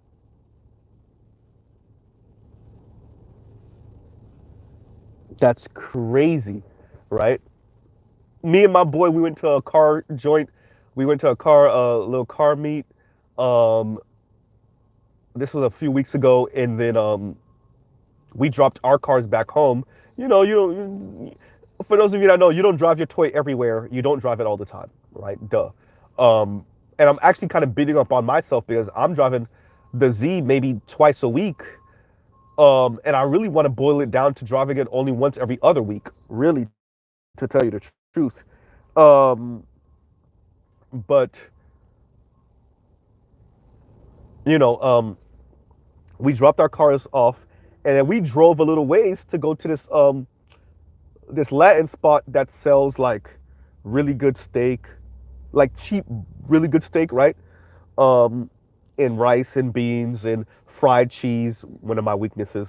Um, and what else did they have? They have like some, it's pretty good and like homemade type lemonade that's seasoned, which is really good. But I'm used to that, seasoned lemonade.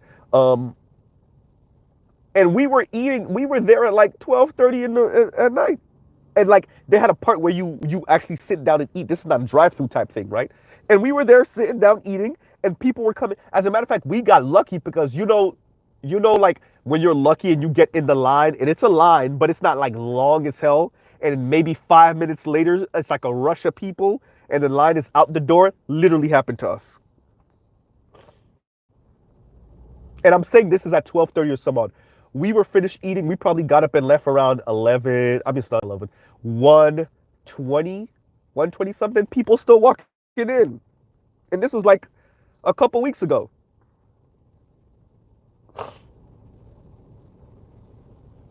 Right? And I'm tired all of that, excuse me, y'all. Y'all know my nose is stuffy.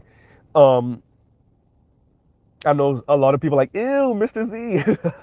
Especially the ladies. Ew. Right? But you tie all of that to kind of this neoliberal project and you get to where we are now, right? And there's a dollar valuation on everything and it's affecting everyone and you know, you couple that, I mean, it's so many things I think you can put into this. The Mouse Utopia project, the the marriage rate, the feeling of loneliness that's being reported more and more amongst young people, not just young men in particular, but not just among young men.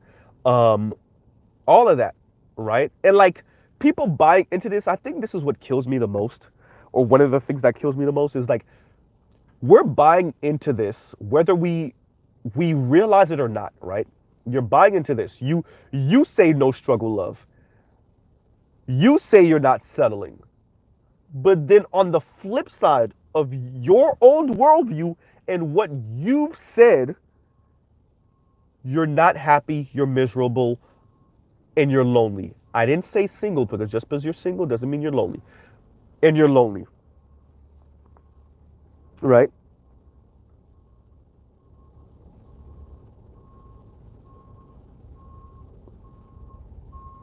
And so that does come at a cost, right?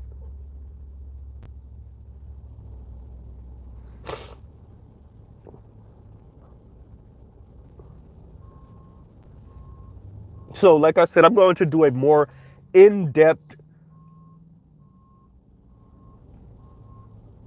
you know, critique of neoliberal policies and neoliberalism.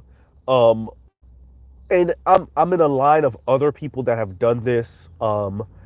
you know, Dr. Sharice Bernstein, Jackie Lukeman, Dr. Jared Ball. There's a couple of brothers and sisters. Rest in peace, Glenn Ford, um, Pascal Robert. Hey, I be listening to my black. I listen to my black lefties. I know who my black conservatives are too, although I don't listen to them all the time, right? Um, I know my black people. Like y'all understand something. Like when Mr. Z, first of all, when Mr. Z says he's a YouTube junkie, I really am. That's number one. Number two, I think it's important to get a holistic before you make a decision and stand on something to get the information first and then decide where you want to stand on that topic, right? Um, and for those of you that might have been listening in, if you even remember the time when there was a brother that tried to press me on Art New Styles channel um, about why I'm on the black left, right? And I told him like that, and it was nothing for me to describe it, right? Um, and I was listening in to a brother's channel recently because I'm trying to make this vague but still give y'all some details. And it was a brother that was going in on the blacks on the left, and sounded like an angry preacher in a weird way. Like, it's nothing but weirdos here, and we align with the weirdos. And it would have been too easy to I was out, so I couldn't. But you know, I think the black community needs to be as politically diverse as humanly possible. But here's the flip side. There is a flip side to this. We need to vote in one direction, though. The black vote only matters because it's aggregated. Once it starts to splinter off, no more you make it, it doesn't have any effect anymore. And that's what many are trying to do, particularly on the right. But on the left, right? They would like for this is why they keep on trying to pander to the Latino vote so that they're not so beholden to the black vote on the left, right? But on the black right, it's not like they really care about what black people are saying. They're just trying to spread that black vote as thin as possible so it no longer has an effect. And you know, the brother was speaking, and we all are, whether you're black, left, right, or centrist, we're under a tent with other people we actually disagree with, right? We actually don't like these people that much, but because of our particular politics, you're kind of stuck with these people, unfortunately, right? And it's easy to kind of pick at the people you're under the tent with, right? And I think that's what is difficult to accept from, particularly the brother that was speaking, that I was listening to the other day, because he was sniping at, oh, y'all are under, like, he didn't say it directly exactly like this, but you're under the tent with these weirdos, right? And it's like, bruh, do you really want to get into that conversation? Because I see you playing down race and racism over there, um, and the weirdo white guys, um, that want to kill you, by the way, and subjugate you, and yeah, right. Um, and a low key on the DL, y'all the low key DL side over there. But I'm tying all that to say this neoliberal project could get pushed back, right? If enough people actually were fighting against it. This is going to what the brother Detroit was saying earlier. Um, and even with black people, it could get pushed back. Um, but it would have to be with black people moving as a unit. So you would have to fight the urge to be a hyper individualistic person, number one. You would have to fight the urge to have this serious contempt for your fellow black person. And that in contempt is being instigated and pushed from the outside on top of your own personal real life gripes with the opposite sex, with a different shade of black people, with a different class of black people, with a different background of black people, right? Um, so yeah, and you know,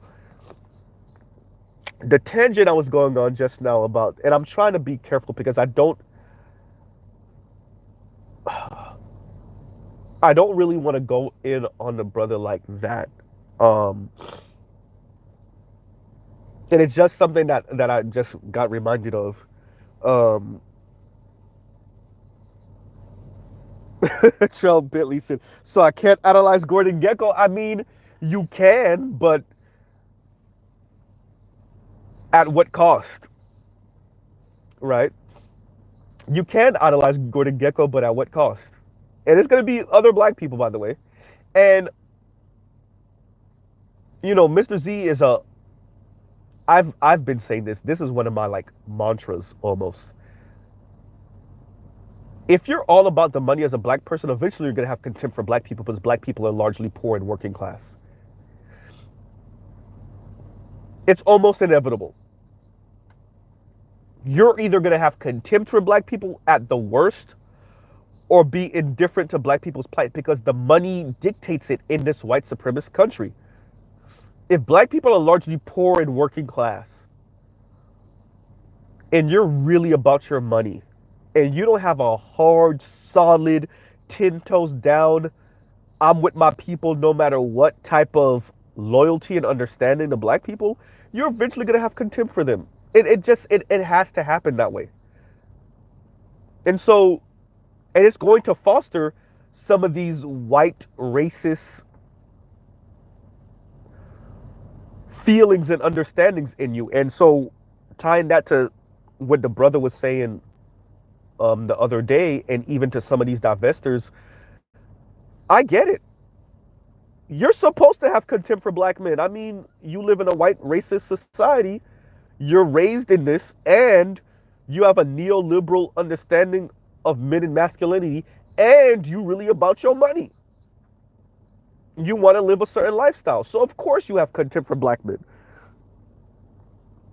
And of course you have disdain for black men with some money and status who are not in relationship with black women. Because you see that as an affront on you and your likeness and your femininity. Right? And you know,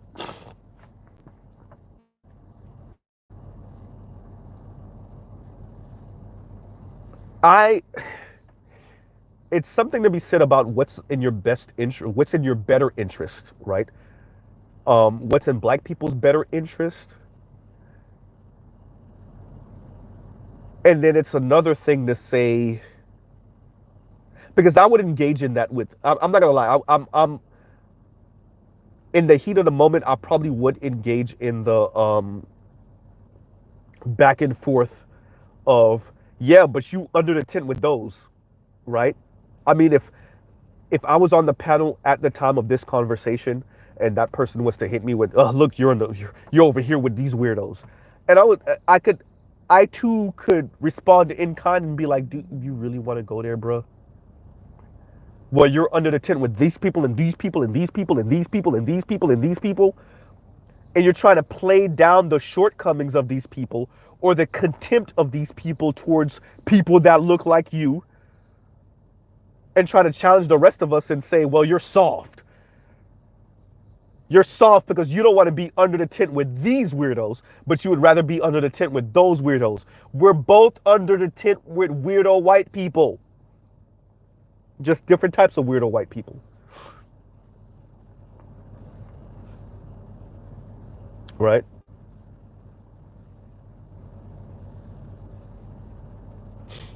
And you don't even talk about the economics of I look, um, since I was a kid, one of my mom and my dad's biggest gripes with me was I don't really engage in the plausible deniability. Like they got out. They when I was growing up, one of my family things with me is like, you know better, right? So like I engage in certain, like, I this is what I want to do. I'm going to do it, right? And the reason why I'm bringing that up for this conversation is oftentimes people ignore what comes with what they want, or they play it down, or when it turns around and bites them in the rear end, they're like, "Oh, I didn't even know that was going to happen." And did you not know? Or did you want to do what you wanted to do anyway, but now that the consequences have come, now you got to pretend like you don't know? Or you ignore them until it's a fever pitch and you can't ignore it anymore. I'm saying that to say we sign up for a political affiliation, and then now you got to explain the shortcomings of that political affiliation or those groups of people or the people you align with. And oftentimes we don't even try to explain it. We just try to pretend like it doesn't exist. Right? Or we try to get on the other side, but you're over there with those people. Yeah, you're right. Right.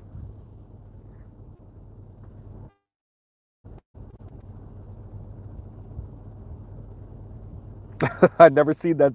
A fun paradigm. I'm still in that. Shout out to Trail. Right?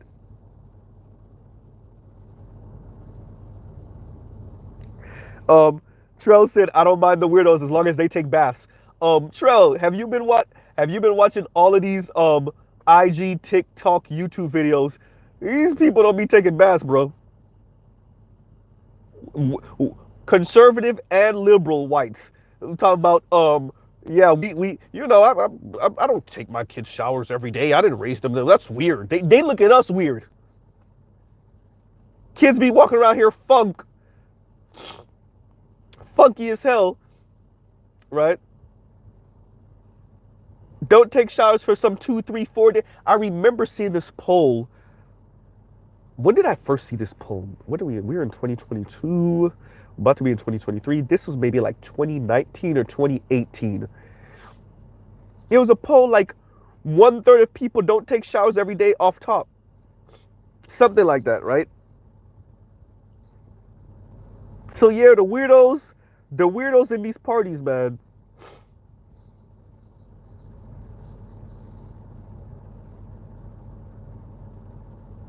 Don't take showers every day. Don't brush their teeth every day, right?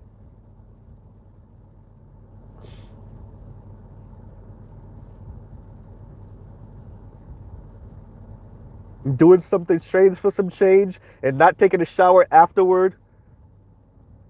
Particularly the ladies, wow, right? Engaging in adult activity and then not taking a shower afterward for some days. Hey, y'all remember the Kobe story with the chick? How many different samples of whatever did they find on her? Of male batter, man batter did they find on her? How many samples of man batter did they find on her?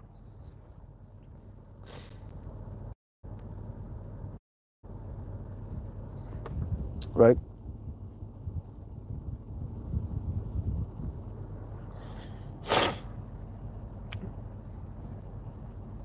But tying all of this in, because I'm about to come to a close. The money matters. Duh. Um, but how much should it matter? And I think the question that I should have asked it from the beginning: are there things that should be sacred, and the money shouldn't be the most preeminent, predominant, primary PPP um, measure, right? Or the way we measure how well this thing is doing or how well it is. Um, or is there things that, yeah, the money's going to be part of it, is going to influence, but it shouldn't be, once again, the primary form of measurement. Are there things that we shouldn't put a market valuation on? Are there people? Are there, there's this thing is more important than just what it produces, you know, financially for people. And I think when you put a marketplace valuation on everything, the fallout is what we see now. When you tell everyone it's open competition for every penny on the table, you see this is what you get. This is what you get, right? And then especially when you're dealing with a generation such as mine that came of age and over the past 20 years have been hit with at least three major economic downturns, right? The dot-com bubble, the housing recession, and now the COVID recession. And that's 20 years. It's not even once a decade, right? This is more than once a decade. And for the first generation in a long time, we're not going to see significant economic progress. As a matter of fact, the marriage rate and the childbirth rate dictates that we will actually see, you know, a downward trajectory, and we already see this when people are polled, a downward trajectory in people's overall happiness and satisfaction with their life and with their, they don't have an optimistic outlook on life. And I know it's easy to say, yeah, of course they don't. They didn't try hard enough, and this is the participation trophy generation. And yes, that matters. Yes, you factor that in also. No one is saying not to factor that in. At least Mr. Z isn't saying that. What I'm saying is you also have to factor in the where these people find themselves economically, and to tell them to tough it through would be to ignore the plights of your generation, for those Xers and millennials, right? And contrary to popular belief, Xers ain't doing that hot either. I know I wasn't supposed to say that. Contrary to popular belief, Xers ain't doing that hot neither. The people with the money are the boomers. Boomers are the ones with the money. You know why we think Xers have money, especially in the black community? Because of black Xer celebrities. Black Xer celebrities are the reason why black people think Xers got money like that. Xers don't got no money like that.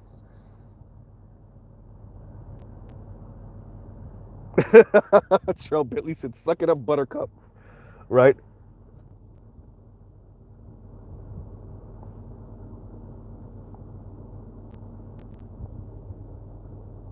Oh, boy, we got my brother in here, PK. PK said, in every, God damn, freaking, excuse me. Give me 1 second.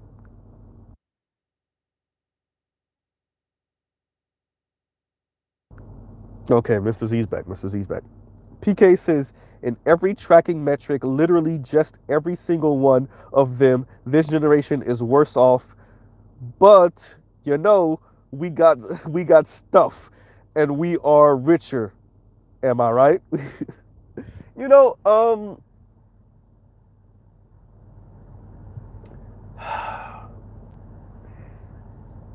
that's a yes and a no. I know you're being sarcastic, PK, but yeah, that's a yes and a no. I mean, I get where boomers and older Xers are coming from, right? Like, because they look at us walking around with our um 800 to $2,000 cell phone, and they're looking at us with our basic Civic with a Navi on it, right? With a backup camera, and our Corollas with backup cameras and navigation.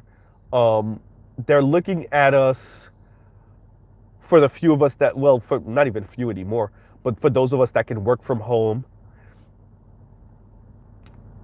and they can't see where the struggle is, right? They're looking at kids that are able to make millions of dollars a year off of opening toys on YouTube, That's a real thing, by the way. Um, and even social media um, creators that's bringing in hundreds of thousands of dollars, tens, if not hundreds of thousands of dollars a year off of just literally turning on a camera and speaking about whatever the hell, even if they don't even know whatever the hell. They're looking at that and they're like, where's the struggle? What struggle? Right? And I think they forget that there's tens of millions of millennials, right? And Gen Z. So, like, yeah, you see some of us making money in these new, interesting ways, and you see some of us balling out of control, but that's not the majority of us, right? And what ended up happening is the system screwed itself and us by demanding that we all flood just about every zone in every market. And what that means is all of that just it just means less. It cheapens everything, right? Right? So like degree holders going from 10% to roughly 30 some odd percent, was it 35-ish% or something like that? It cheapened a college degree. That doesn't mean that the person still didn't work hard and they still weren't burning the midnight oil, going to sleep at some 2, 3 in the morning, if even ever going to sleep, so they could turn in their term paper or whatever. It doesn't mean that that didn't happen. That still happened. It just means that because your degrees went from 10%, if even, to 33, 35%, the the distance a college degree, a basic bachelor's degree would have gotten you, 25, 30, 35 years ago. That's not what graduating with a college degree in 2015 and in 2017 and in 2022, that's not what it's going to get you compared to graduating with a college degree in 1985 or 1995, right?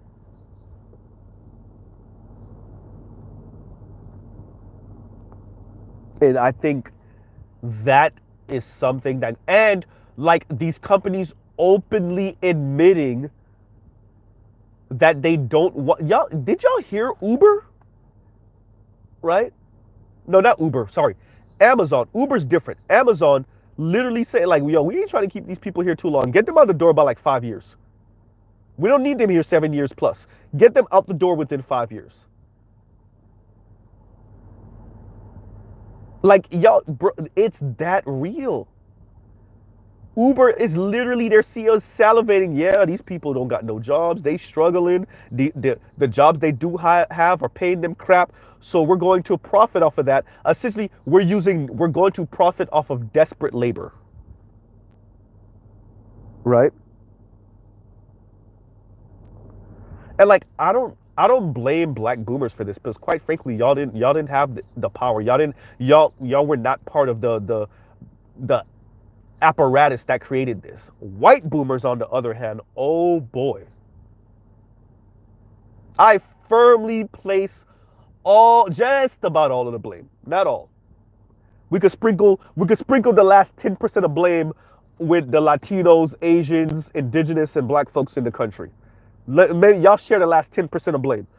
But that 90%, oh boy, that's white boomers all day. Everything from trying to spite black people and LGBTQ and the women, everything from laughing at the air traffic controllers union, like I mentioned earlier, everything from thinking telecom was the repeal of the Telecom Act was a good thing. Um, those of you that actually thought NAFTA was a good thing, although I will say most of you knew that was going to be some BS. Um, all of that, the '94 crime bill, all of that, all the things that boomers thought was what they y'all had y'all thumb, yeah. Look, now it's biting y'all in the rear end, because now your millennial kids are living with you at the age of 40, right?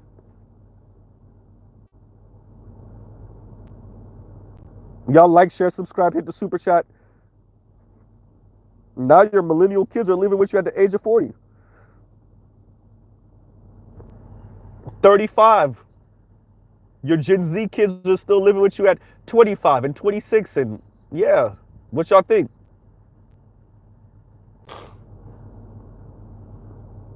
Once again, I'm specifically talking, this is specifically going out to the white boomers, right?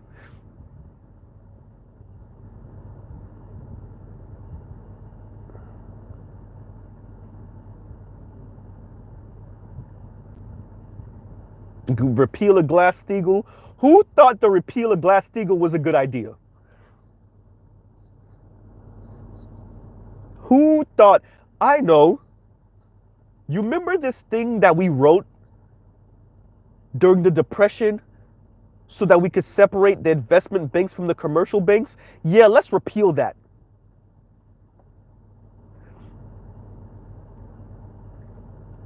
Right? Was it 10, 15 years later? Was it even 10? I remember I said this before. Somebody told me it wasn't even 10 years later we got the damn housing recession.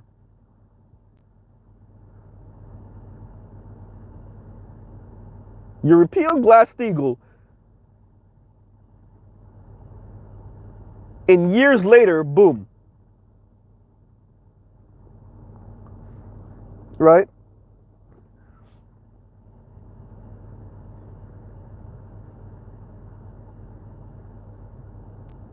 So, yeah. I think that's one of the major blind spots for boomers in particular, and some of the older Xers, right? And I'm not mad at them. Even the black ones in particular, I'm not mad at them. I just think they're not paying attention to the environment. I think that's all it is, right? I don't think they understand the difference in us coming of age and them coming of age, right? How much larger the population is, how much steeper the game is, right? The trek up is. I don't think they appreciate it, because they just look at the entitled participation trophy, purple hair feminists, and they're like, oh yeah, okay, this is what represents the millennial generation, the people that's spending $25 on avocado toast for breakfast, right? Um, and they're worried about gluten-free this, and they'll spend, you know, $30 on a bag of chips that's gluten-free. They're hyper focused on those people, um, and they're not paying attention. Like, while you're hearing stories like that, you're also hearing stories of millennials being the end to some of your dine-in restaurants, right? Because millennials don't got no damn money, and the ones of them that do are the ones that want to go to the vegan spot where breakfast for themselves is going to set them back fucking $35, right? So you got to split, right? And I bought this up before. I think the parent company for Banana Republic, I think the Gap, Banana Republic, and Old Navy all have the same parent company, if I'm not mistaken. Somebody correct me if I'm wrong. If I'm not mistaken, I think the Gap, Old Navy, and Banana Republic have the same parent company. And I think at one point the Gap was about to go bankrupt. And why does Mr. Z mention the Gap out of those three? Because the Gap was the middle. It's funny, it's called the Gap, right? And it's in the middle.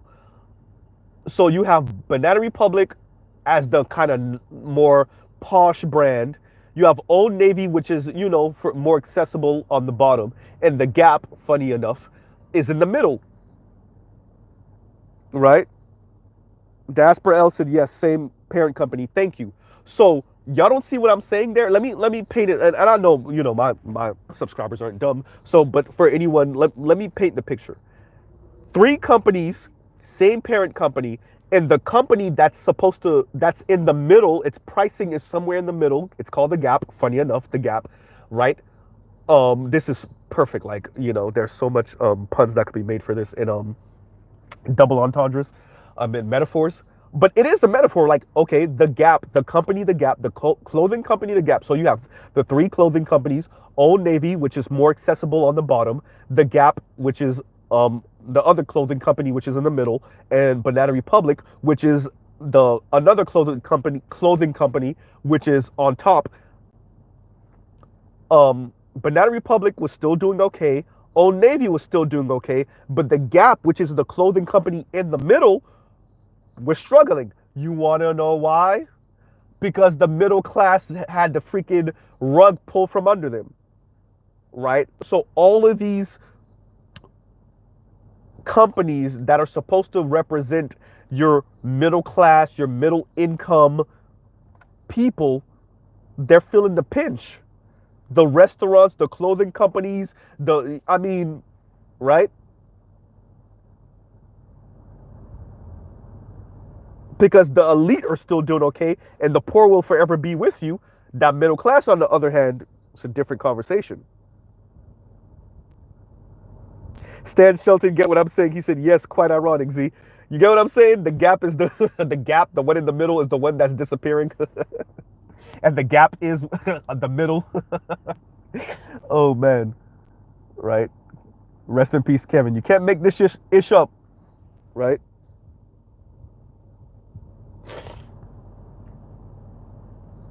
You put that with the neoliberal order, hey boy, it don't look good.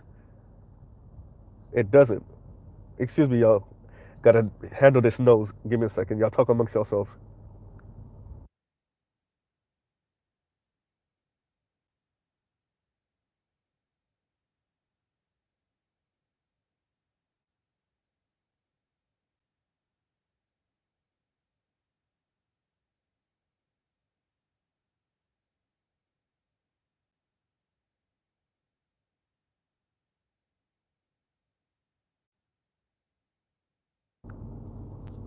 Oh man. I didn't realize we had Dr. Dunbar in here. Shout out to you, Dr. Dunbar. Right?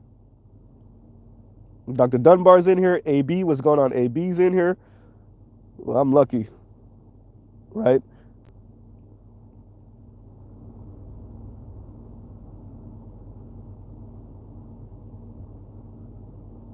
Yeah.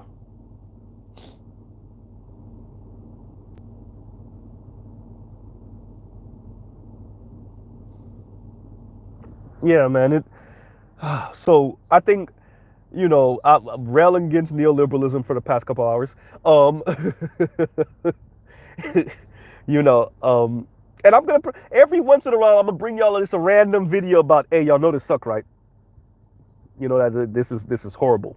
I just want y'all to know. Okay, back to things as usual, and then maybe a few weeks later, yeah, I just want y'all to remember this is some BS. And then a few weeks later, yeah, remember what I said a few weeks ago, right? Because it's I don't see how this is sustainable, even for those of us that are doing okay-ish. Like y'all don't understand. Like Mr. Z is doing okay-ish, but it's frightening because you're almost always ready for the second shoe to drop. You're afraid to get comfortable. First of all, you don't make good enough money, but it ain't bad either. And it's you're still on the north side of average and of the median. I'm on the north side of average and median income in the U.S. and I'm still like, right? Like I feel like I'm walking on a frozen lake bed, and I'm afraid to take every step because I might fall through the water. Right?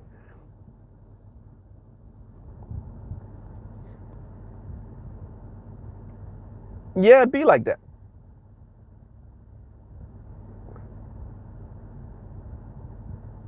Right? And so of course I'm a rail against neoliberalism all the time.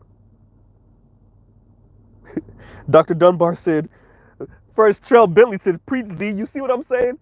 But Dr. Dunbar said, I don't understand how they keep printing more money and sending it away. Dr. Dunbar, golden toilets can't pay for themselves. Right? And Dr. Dunbar said, we're forecasted to get smaller tax refunds for 2022. Like I said, Dr. Dunbar, you know, golden toilets can't pay for themselves. Number one. Number two, if I'm not mistaken, I was reading something. This was reading it, not watching it. And at one point, the U.S. couldn't account for like $5.5 trillion that was sent to either Iraq, Iran, or I'm not sorry, Iraq, Afghanistan, or both. And that was years ago. I'm certain it's way more than that now. Like trillions, we're not billions, y'all. Trillions of dollars. They just like, well, we don't know. We don't know. I don't know. I mean, I thought we had it. Let me look under the sofa. No, it's not there. And let me look. Is it behind the TV? No. 5.5 trillion. And I remember reading that like, what are we in 2022?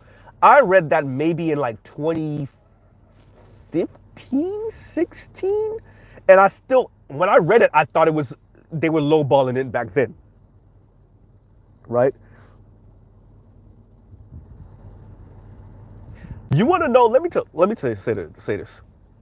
You want to know where your kids, I know some of us are against free college, but still, you want to know where your kids' free college is?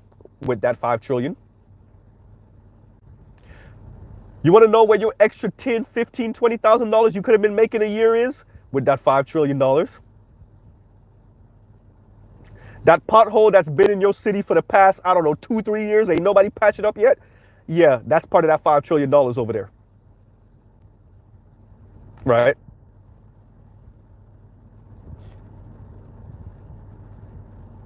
Giving every kid basic understanding of IT, right? There we go, right there. You literally just got government workers to have a base pay, federal government workers to have a base pay of $15. And yet we can't account for some $5 trillion plus dollars at the least.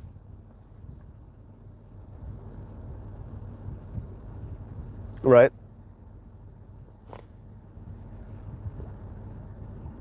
I'm just saying. I mean, I know Mr. Z be railing. I represent my generation, right? I will complain y'all ass off, right?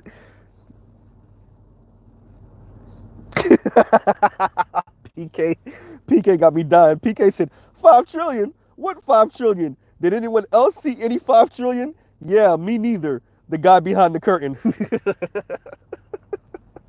What 5 trillion? I can imagine somebody looked in left and right. Hey, oil, oil. Who said something about oil? Right? Shout out to Dave Chappelle.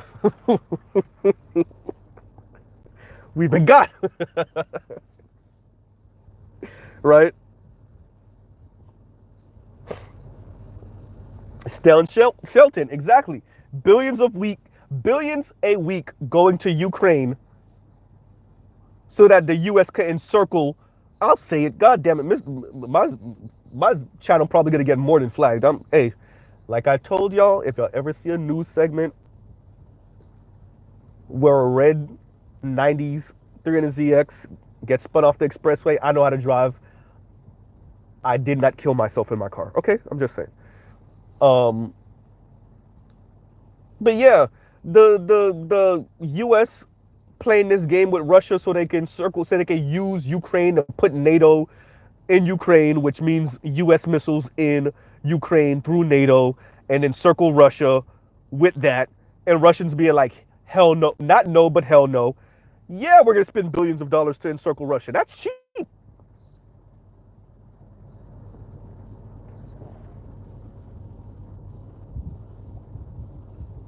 Right? Detroit said, oil, oil. B, are you cooking oil? Dave Chappelle killed me with that. Bro, it was so accurate. It was so accurate. Right? Over a decade later. Damn, they're scooping on 2 decades from when they first went in, what, 03 in Iraq? So we pretty much 2 decades in, and they still ain't find nothing. You were never going to because it was all a lie.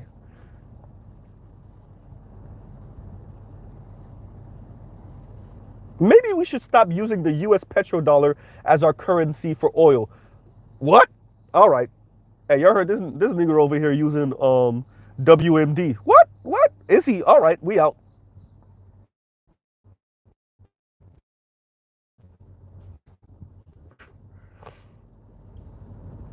Right.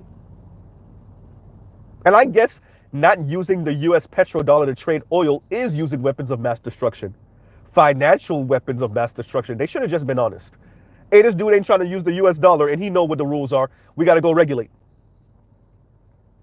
Right? Rest in peace, Nate Dogg. We got to go regulate.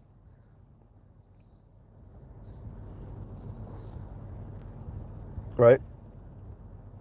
Dude got hung by his own people in his own country for considering not using US dollars.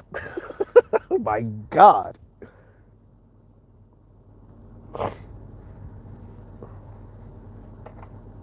Right? But that's how real the game is.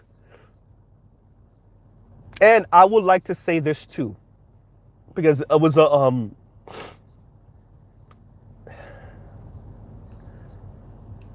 and this is me being 100% biased. Mr. Z is admitting straight up, I'm 100% biased on this. And this is a shot to the person I was critiquing earlier, who said we're soft over here on the black left. I would like to say the black left are the ones that get murdered by the state, not the black right. The black left is the one that get murdered by the state. Now you could go ahead and ask yourself why on that one, sir. Right? Mm-hmm. The black left is the one that get murdered. The second Negroes start talking about, you know what, this whole economic system is. Don't even get to the period. They don't even let you get to the period with it. Right?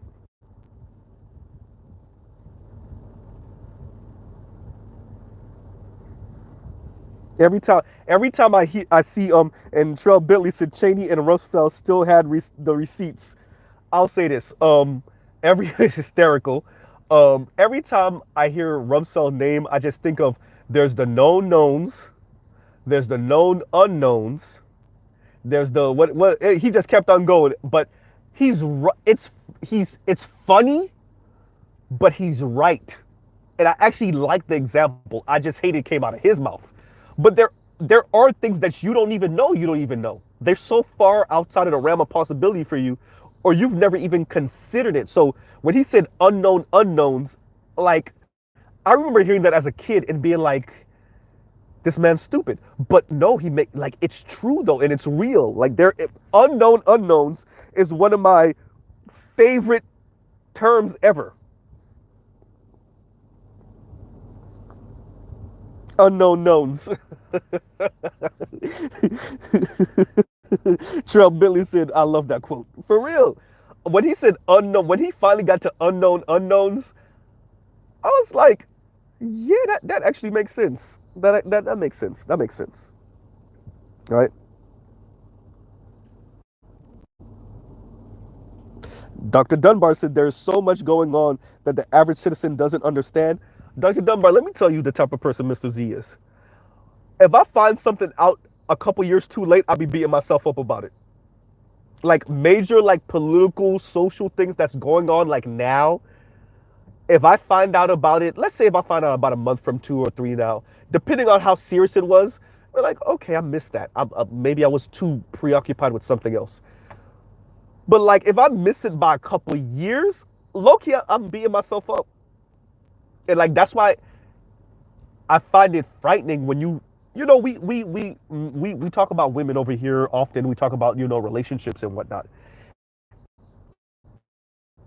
And like, shout out to my subscribers. What I appreciate about them is that they appreciate that I bring economics into the conversation. I bring politics into the conversation, right? And kind of the macro stuff that affect our personal relationships, right? And our intimate relationships in particular.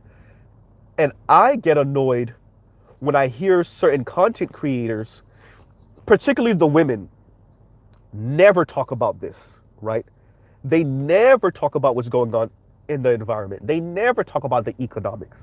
Although they're complaining about the men in the lack of money, in the lack of education. Okay, we talk about over here, we've been speaking about Richard Reeves and his book and his tour that he's been going on for the book.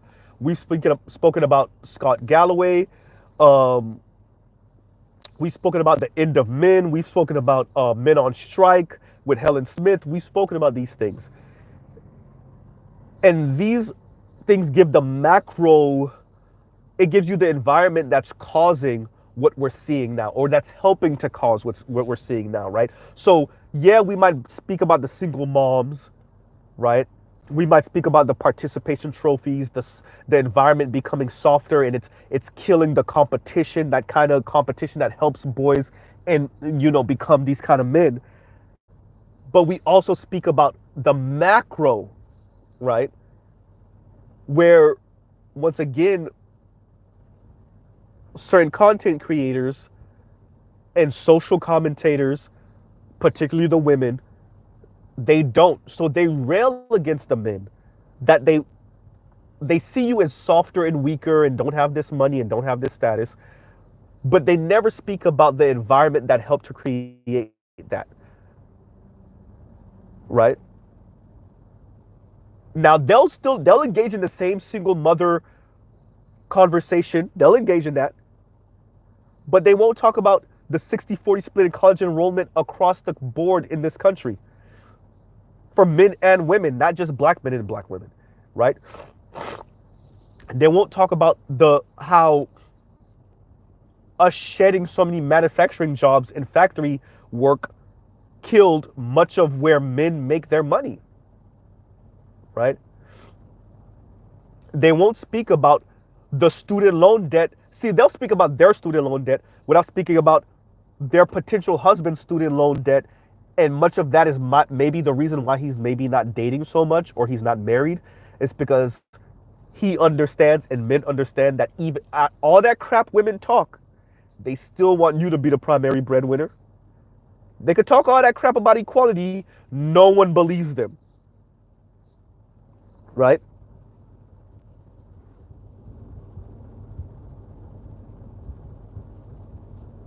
And so I think that's how we get to where we are now, where there's this disjunction between, we're all feeling the ramifications of, like I said, this neoliberal project.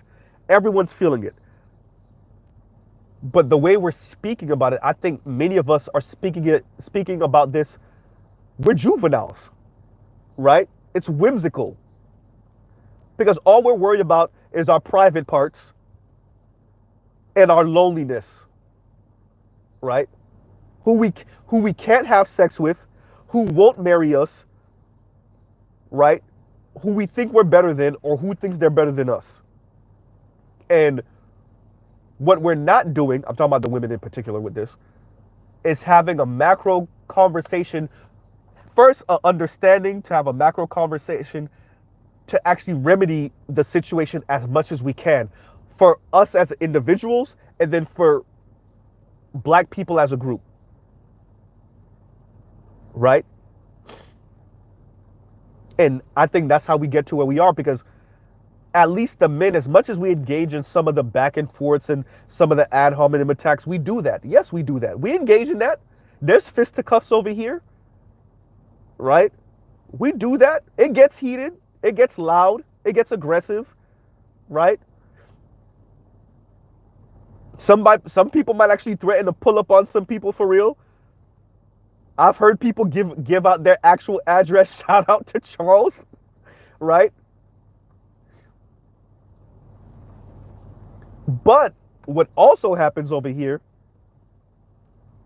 is we're clipping out and showing each other news articles. We're speaking about the macro environment. We're speaking about how these recessions hit us, how inflation hit us, right?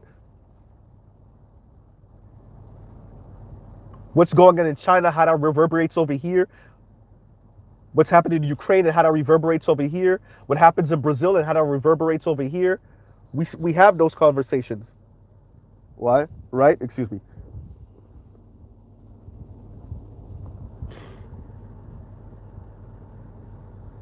We speak about the G20 meetings over here. We speak about the World Economic Forums over here.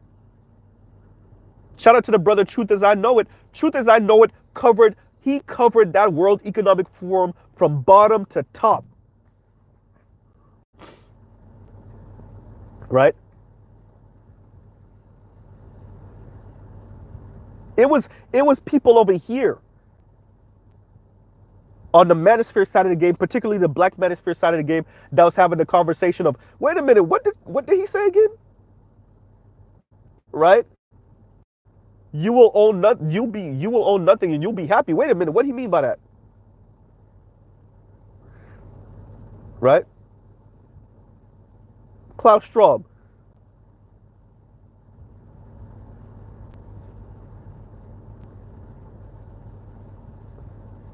We were having that conversation. The ladies were not having that conversation.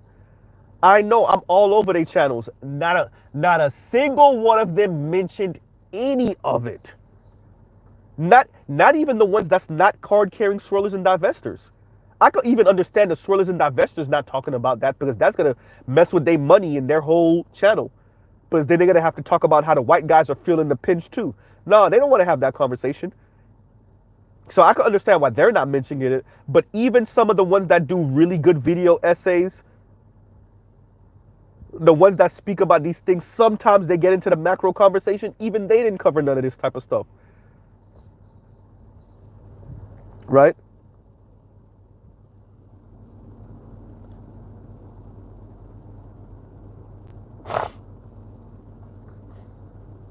Oh, actually it is now. Trell Bentley says, side note, why is chip manufacturing not being pushed within the US as a national defense issue? Most of us, it is done in clean rooms and with automation. The cost can't be that prohibitive.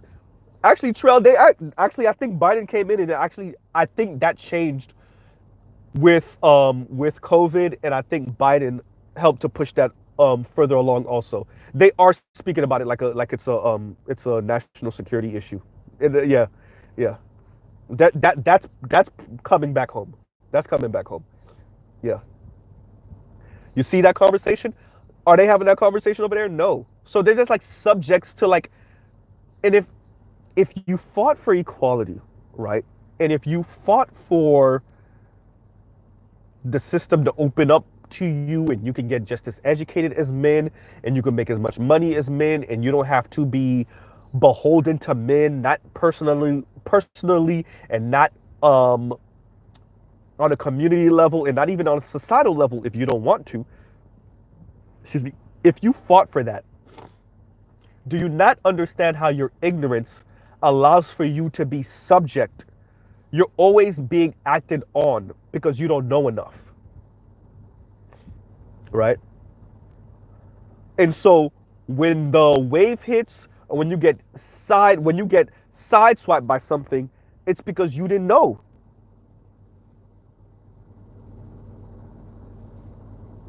Right? And like that ignorance is bliss thing, that, yeah, we don't live in that age, bro. We do not live in that age. And there are so many, tied that to even the neoliberal conversation. I check out these people's channels, I check out their content, I check out what they're saying, I read through their comment section. If their live is still up, I read the comments in the live. And you just realize, like, these people are so ignorant. And when I say ignorant, I don't mean it like the insult ignorant. I mean like they don't know ignorant. Like they really don't know. And I think why I get enraged is not the word. Why I'm disappointed, it's because even for the people that I vehemently disagree with, I'm talking about the women here. And I think they're weirdos. I really do. I'm disappointed because a couple of them, at least I know they know better. Or even if they don't know better, they're smarter than that. And if they wanted to know, they would know. Right? Y'all like, share, subscribe, hit the super chat. Right? And I think that's where some of where I am, where this is, right? There are people that I know they know better. Even if I disagree with them, I don't like them. Let's call a thing a thing. I don't like them. But at least I'm like, bro, if you're talking about this and you have hundreds of thousands of subscribers and you don't ever talk about this stuff on a macro level and what's going on and why your subscribers sound crazy, why they're lonely, why they're miserable. Oh, let me get it right. You don't actually think they're miserable? I'm a black man. I know your subscribers are lonely and miserable. You don't know they're lonely and miserable? Oh, you believe those comments they put in on online? Right?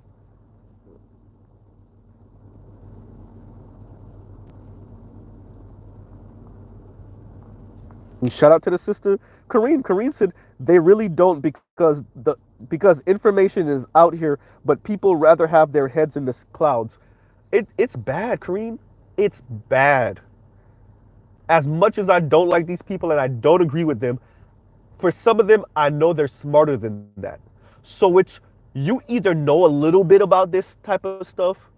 You may not delve into it as much as I do, and definitely on the level of the scholars, right?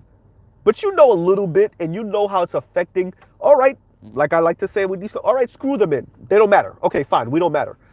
You know how these things are affecting your female subscribers, your women subscribers, the girls, and you don't ever talk about none of this stuff? Like ever? You hyper focus, and at least one of the subscribers, when she was going back and forth with I'll just call her name Chrissy. When Chrissy was going back and forth with Julesy years ago, she actually pretty much said it like, yeah, all that, yeah, that's another struggle. She admits like that's another fight. But over here, I'm worried about this fight. So I'll give it to her for that to a certain extent, right? Right? Because at least she acknowledged. She was like, yeah, okay, yeah, that's a fight over there. Yeah, politically, what's going on with black people and black women and da da da da. Right? But I'm over here worried about this fight, this colorism thing, and our representation. That's another fight, and I'm worried about that. And I got okay, all right. You know what? Cool. I still looked at her sideways when she made Juicy look like a weirdo for being into her books. Right? But okay, granted, that's the mantle you decided to pick up. Okay. But you're not gonna speak about how we got to this place. You're only gonna speak about colorism as it pertains to black men perpetuating it, right? You're not gonna speak about the 5 or 6 entertainment houses that pretty much control 90% of what we watch, and them dictating what the beauty standard is, and it's pretty much always prepubescent looking ass white women, right?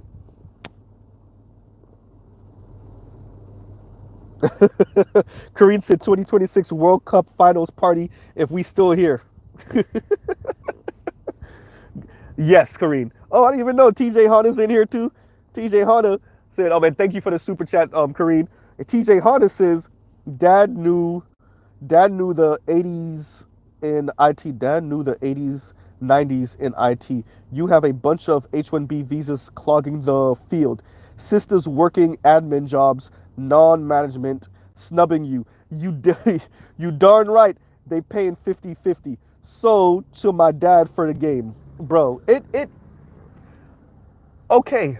We can get into that also, right? And I'll kind of end up with that. I've said that like 4 or 5 times. But I really got to end out. It's about to be 10 o'clock. I want to move out of the way for other brothers that are about to, start up their streams. How is it not supposed to be 50-50 when the work environment has changed so drastically over the past 50, 60 years? Definitely over the past 60 years. How is it not supposed to be 50-50? School, college enrollment is 60-40 women to men. The work environment is already showing us that they prefer women because they see them as cheaper labor.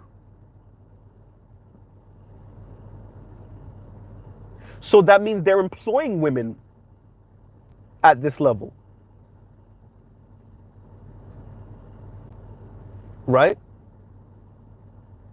If you control for stay-at-home mothers, I'm almost certain it's more women working than men, especially when you get under a certain age. And under a certain age, I think they earn more. Whatever the air quotes, whatever the wealth gap is after a certain age, and it constitutes mothers, and so how are we not gonna this look, once again, when you're not paying attention to the environment, or when you didn't do the math. So you are paying attention to the environment, but you didn't add all these up to see what they equal.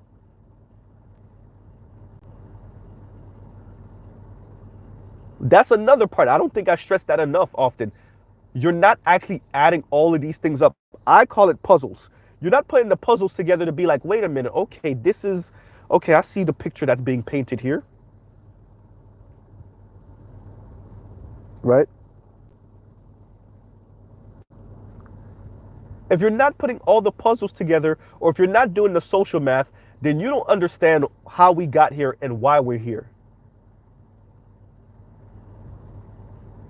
More women in the workforce, more women in schools, more women getting higher degrees, because it's an open competition.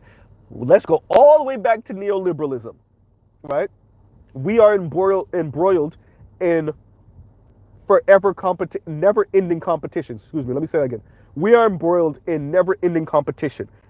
The system decided, it put its thumb on the scales and decided to choose women because women are less likely to upend the entire system. We would rather employ women. We would rather empower women because women are not going to burn down buildings. Women are not going to grab up arms and start sniping at the authorities. They're just not. Women aren't as physically imposing as the men. And so the elites did a correct calculus and decided to empower their daughters over their sons. So women, you got to eat that. So like I go back to all the time, either share the top 20% man, really the top 5% man, or engage in same-sex relationships because you think you're better than your black male counterparts or your male counterparts in general. And the reason all of this is happening is because the system chose you over the men, because the system fears system fears your regular everyday man more than it fears you, more than it fears the everyday regular woman. It's that simple. It literally is that simple. It sounds messed up. It sounds sexist. Yeah, I get it. The elites are sexist. Let me say it as clear as possible. The elites think you're soft and they chose you over the men because they're scared of the men. Does that mean you're not talented? No, that doesn't mean you're not talented. Does that mean you didn't work hard? That doesn't mean you didn't work hard. Does that mean you as an individual or even a couple of women are not deserving of their positions? That doesn't mean that. You had to eat crow, right? You had to stay up late. You had projects you had to do. Nobody's taking any of that away from you. But that's not the reason why the elite chose women over men, particularly working class, middle class men and women. That's not why they chose y'all over us. They chose y'all over us because they think you're more pliable. And every once in a while, they'll say it.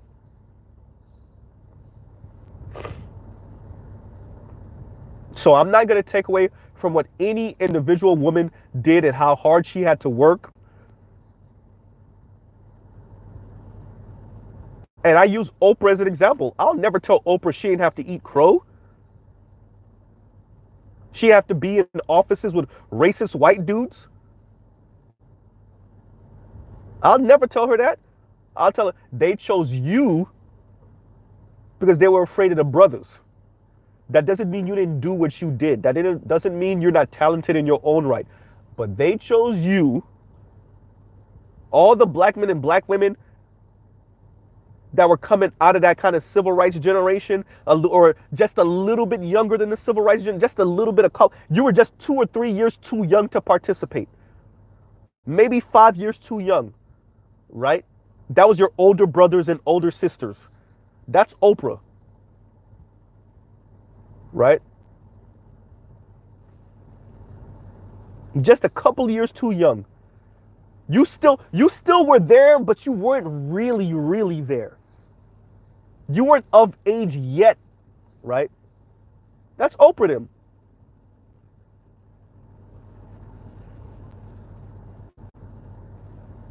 Right? I think Oprah and OJ are around the same age-ish. Yeah, that's them. But they chose Oprah instead of a male equivalent. They told you themselves, we're trying to prevent the rise of a black messiah. They said it themselves. You think they thought a black messiah? And because with this, I'm not trying to insult the ladies. But they didn't think the black messiah was going to be a woman, ladies. I'm sorry. They still don't think the black messiah is going to be a woman. If they feared the women, you think Biden would be talking about black women being the backbone of the Democratic Party? Biden, Jim Crow Joe, 94 crime bill Joe Biden, racial jungle Joe Biden. That guy. That's not to insult the ladies. That's to ask you, do you see what's going on yet? Right? That's not to insult the ladies. That is to truly ask, do you see what's going on? Do you see the game? Now, could there be a black woman messiah? It's not outside of the realm of possibility. Is it likely with this environment? Probably not. Probably not. And the powers that be know that. That's why I bring the things to y'all I bring. Morgan Stanley salivating. Oh, these people, these women need to be single. As 45% of them are going to be single and childless. Ooh, let's make some money. Right? Neoliberal assessment of everything. Market-based valuation. Which one of these people can we empower that's not going to overturn things?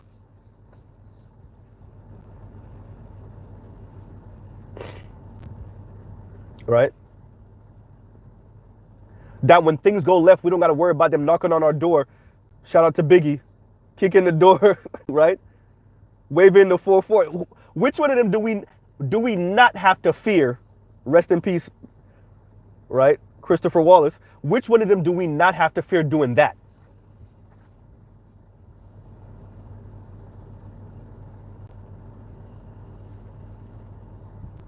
Right?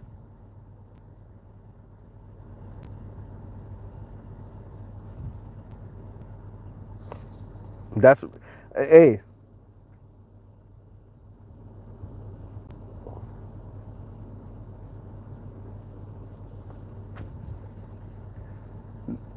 So the system made its calculus. And so going back to the 50-50, I know TJ, I know it looked like I went way off. I didn't go off. But yeah, coming back to it, like, 50-50. That's the name of the game. And if you don't like it, go fight for the elite dudes then. Go put on your boxing gloves, go fight for the elite dudes, or go eat some vagina. There you go. There you go. If you wanted to be stay-at-home moms, you should have fought the elite. When they were like, ooh, I know what we're going to do. We're going to lower our cost and double our workforce. Put the women for work. And tell them it's empowerment. And to a certain extent, it kind of is empowering. If you're a widow, right? You want to have some type of skill, some type of knowledge. Your husband passes away. You still got young children. You want to be able to do something. No one's telling you to be bare. In the black community, we ain't telling you to be barefoot and pregnant. I don't know what the white guys are saying, but in the black community, we're not telling you to be barefoot and pregnant. Right?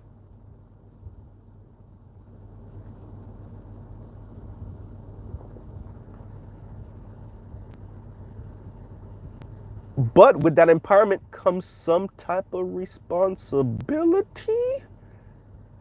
Yeah. That part.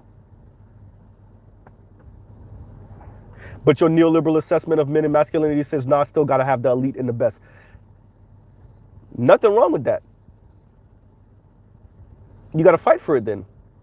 Ah, but y'all don't want to compete, even though we live. Wait a minute, we live in a neoliberal order that's dictating and demanding that we compete against each other. Excuse me, for everything. Each other, like I was damn 3 years old and can't pronounce my words. Right? Yeah. So that means you got to compete for the elite dude, as dictated by your white supreme overlords.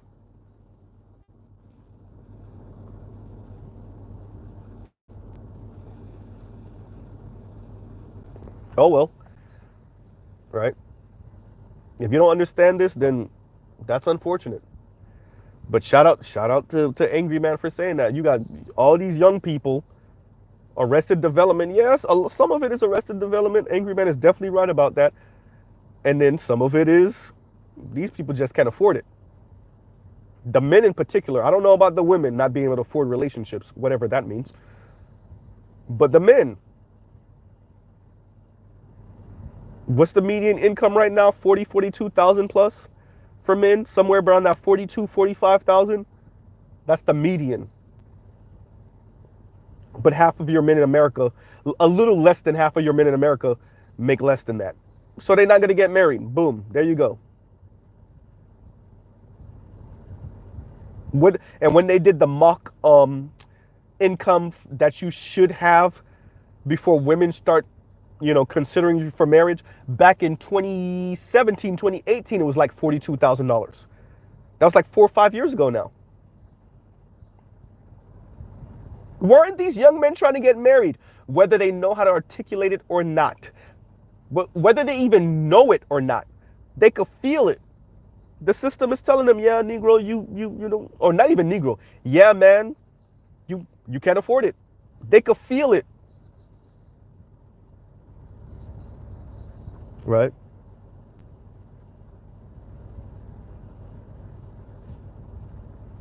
Shout out to Benny Siegel. They could feel it in the air. Right? They can feel that the environment's telling them, yeah, bro, you can't even. Right? You might as well go out, spend your money on a fast hatchback, right? A fast entry level muscle car. Stay at home with your parents. Buy your video games. Occasionally, maybe you spend a couple of dollars on whoever is willing to bite, whatever chick. But yeah, marriage. Yeah, right. Then you might have to get a house. Can you afford a house? Yeah, no, go get that Scat Pack, go get that 392 Challenger, right? Right? Or if you in the imports, go get you a WRX or, a BRZ or something like that. Right? A used BMW 335i or 340. Go buy a couple of guns. Buy some clothes. Why not? Why not? Especially if you've been told by this environment you're not gonna get married anyway. Yeah, screw that. Go buy you a lifted F-150.